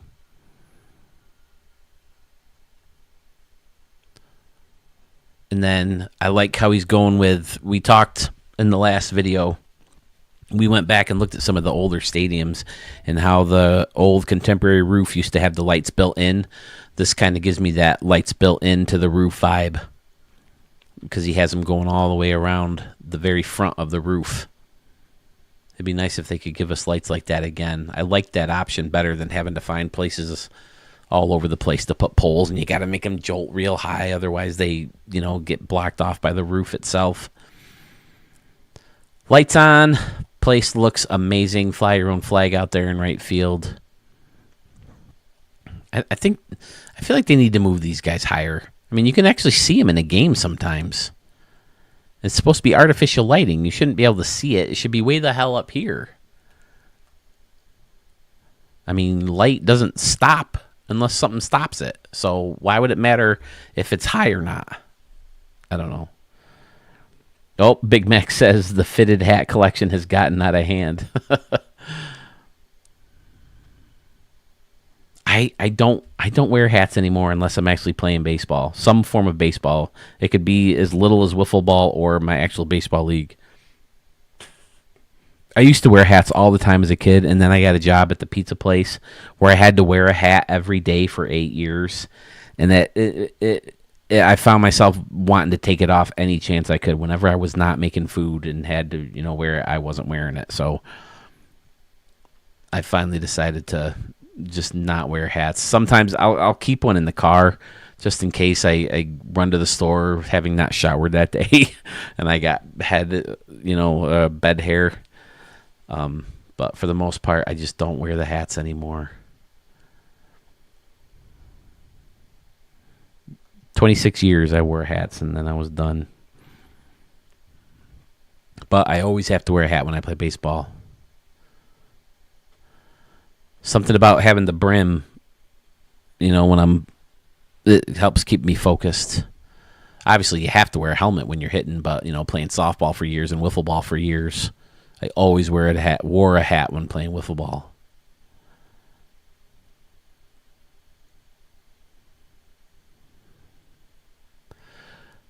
A gorgeous stadium to round out the first round of the contest, close things up. And man, what another amazing group of creators. Who was in Group 7? Let's take one more look before we call it a night and move on to Murph Stadium. The winner of the bottom 3 groups will join Murph to create a new group of 4 for round 2. The group of 7 players and their stadiums is MLB 24 Harlem Field from Archmage, Zachary's Ballpark in Arlington from Ranger Man, Modern Wild Wild West Stadium came to us from Schmitty VG, and New Era Park, the stadium on the screen right now, is from Sluggish Moth 953, or if you're looking over here, Big Mac, talking about his big fitted hat collection. All right, that's it for round number 7. Let's take a quick look at Murph's Stadium. One of these groups, 7-6-5, one of those winners will be joining Murph in round 2. So let's see what his stadium looks like.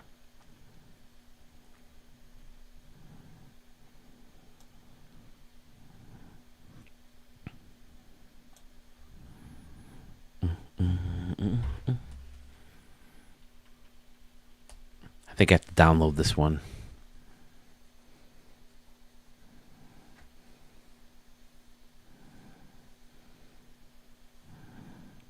Great, Johnny. Thank you. Look forward to showing them tomorrow. I'm going to try to get on earlier. You know how it goes. I always say, oh, I want to get on at like 3. But I don't end up getting on till like 6. Because so much goes on. I get lazy. You know, I just worked. I just put in a full day work. You know, sometimes I like to just veg out in front of the TV for a little bit. You know, play a little everyone's golf on my Wii. Or my Switch. But everyone's golf used to be Hot Shots Golf. I love Hot Shots Golf. I so hope that they come out with more everyone's golf games. And then give me a golf course creator mode in that game. That could be fucking fun. And this stadium, one of the most underrated stadiums ever in this game. And I've said it just slid under everyone's radar for some reason. I accidentally found it. Murph never sent it into me. And I used it in some RDL Legends games and then eventually Ricky Davis games. And I fell in love with it. It's for like being as, I don't want to use the word simple. Is it Black Tower?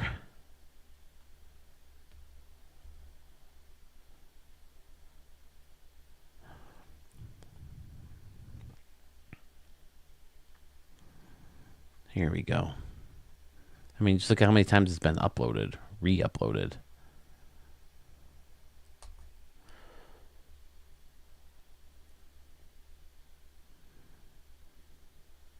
Yeah, Schmitty, Frank FJ USA. Frank FJ USA. Yeah. He is this version 3? Yeah, I got the first version that popped up. He let me know that there's a golf course creator in that and that he loves it. And it was trying to coax me into it, but I don't know if I have time for a new game. I've been pulling up on these stadiums. Look at all the layers in left field. The way he kept things simple with trying to use just the 2 colors, mostly black and red. And then, obviously, when you got to go with a smaller scoreboard, you're stuck with the green frame. But he has all these signs. And who would have ever thought to bury these 2 buildings like that? And that they would turn out to make these great little custom luxury sections, hitting the home runs into these 2 different levels and then office signs and scoreboards is so freaking fun. You hit those lasers in there. It's only 3:05 down the line, so it's just a blast. I've played many, many games in here. And then again, using like the darker, I don't know if is that supposed to be black? I mean, you turn the camera anyway, and the color almost changes. Like here it looks green, and then there it's black and almost blue. I mean, it must be reflecting of something, right?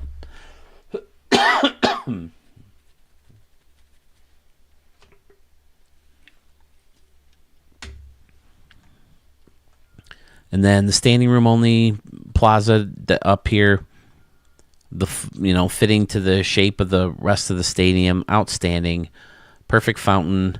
Again, he wanted to keep it red, so he faced it off with I've never noticed that before.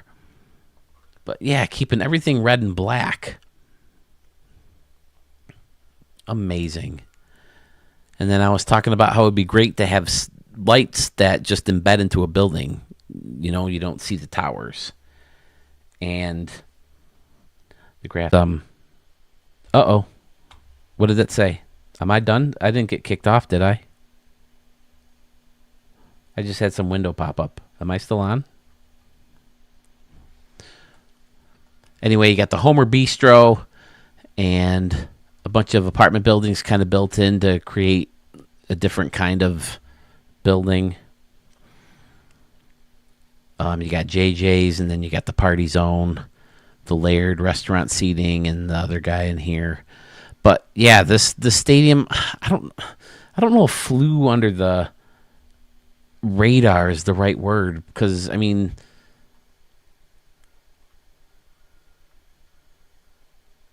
there's so many stadiums.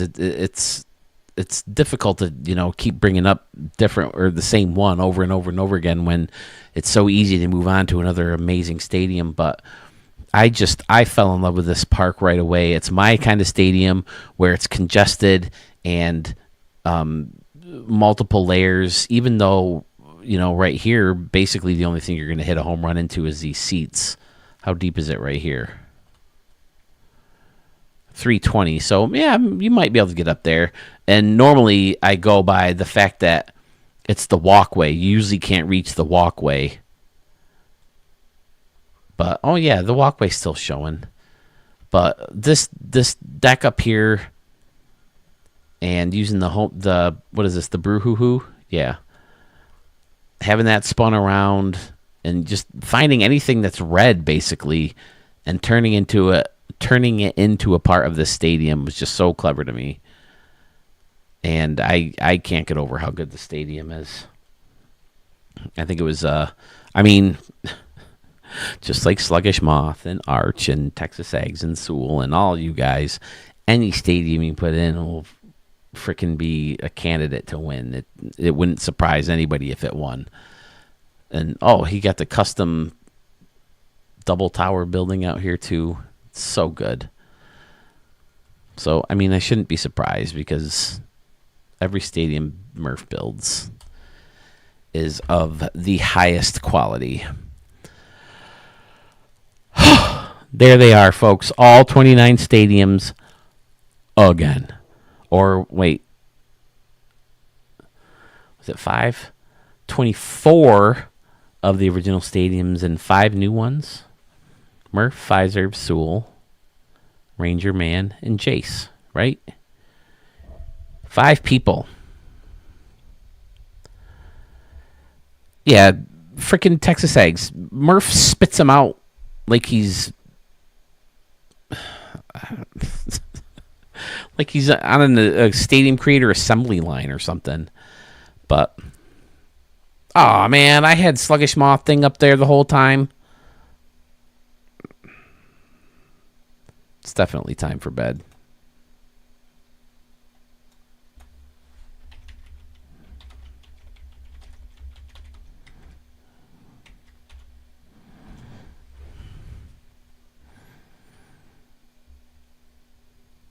I can hide that in the edit. Another reason I like to record and then upload.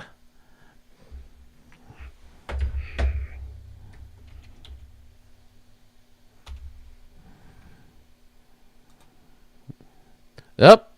Jeez.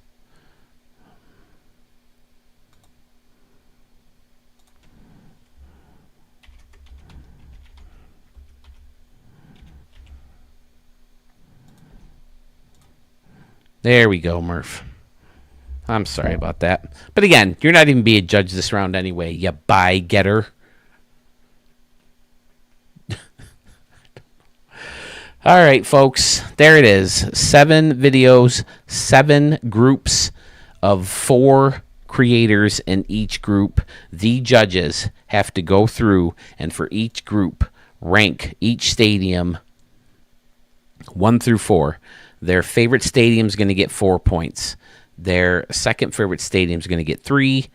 Next would be 2. And their least favorite stadium will get 1 for every group. They're going to email me their decisions. I'm going to tally up everybody's votes or rankings. And then from each group, I will show you who won the most points from every single group. There will be 8 creators moving on, and they'll go head to head in another group. The best from each one of those will move on to the final group. So there will be 2. Yes, Texas Eggs, something very similar. MVP voting too, I think. So yes, make sure you're watching tomorrow, Thursday night. I'll probably end up getting on around 4 or 5 or 6. I'm narrowing it down. I sound like the fucking cable guy. But yeah, I'll be on again tomorrow for maybe the final. stadium extravaganza video of 2024, as 2025 version of the game is creeping up on us. We have about a week and a half, right? So stay tuned for that. Tomorrow I'll be live again. So it's all in your hands now, committee. The committee selected to be judges for the 2024 Stadium of the Year contest. Let's bring them up again real quick, even though I know everyone's creeping out of here now that they know no more new stadiums are coming. The committee of judges selected, well, pretty much by me, but I think a lot of us agreed in the chats, in the live streams, right? Frankie Q, Rico Ramos, most of which, by the way, appeared at some point in this video.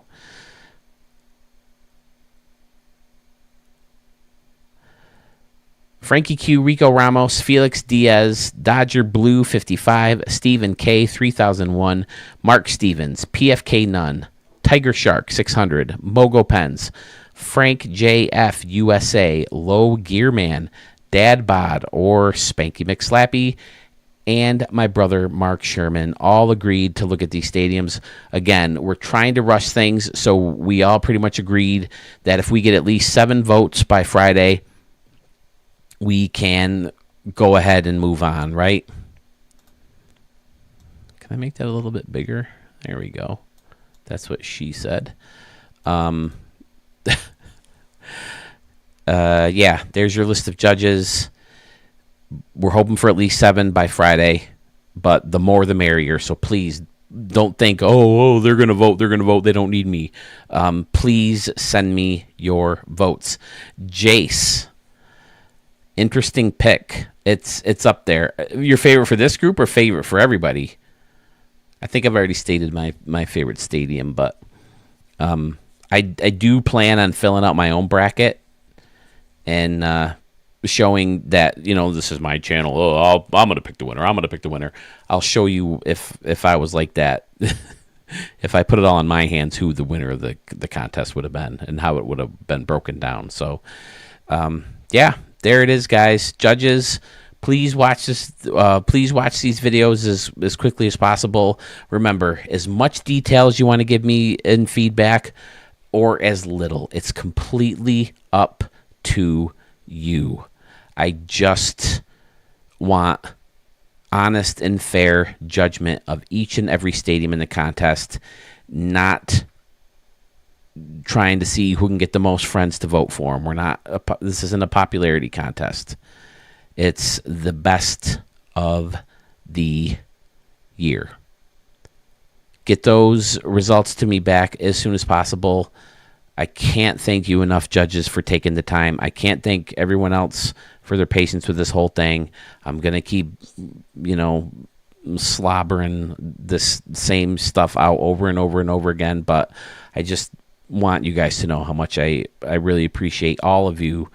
Even without the contest, just this whole community has just been so much fun for me, and kind of being forced out of baseball and softball with the bad knee, this has really, really, really, really helped cushion the blow. So thank you so much, for giving me a distraction for, missing out on something that's been such a big part of my life for 40 years. So thanks again. I'll let you know as soon as possible when results are in. And don't forget about the live stream tomorrow with all new stadiums from you, the amazing stadium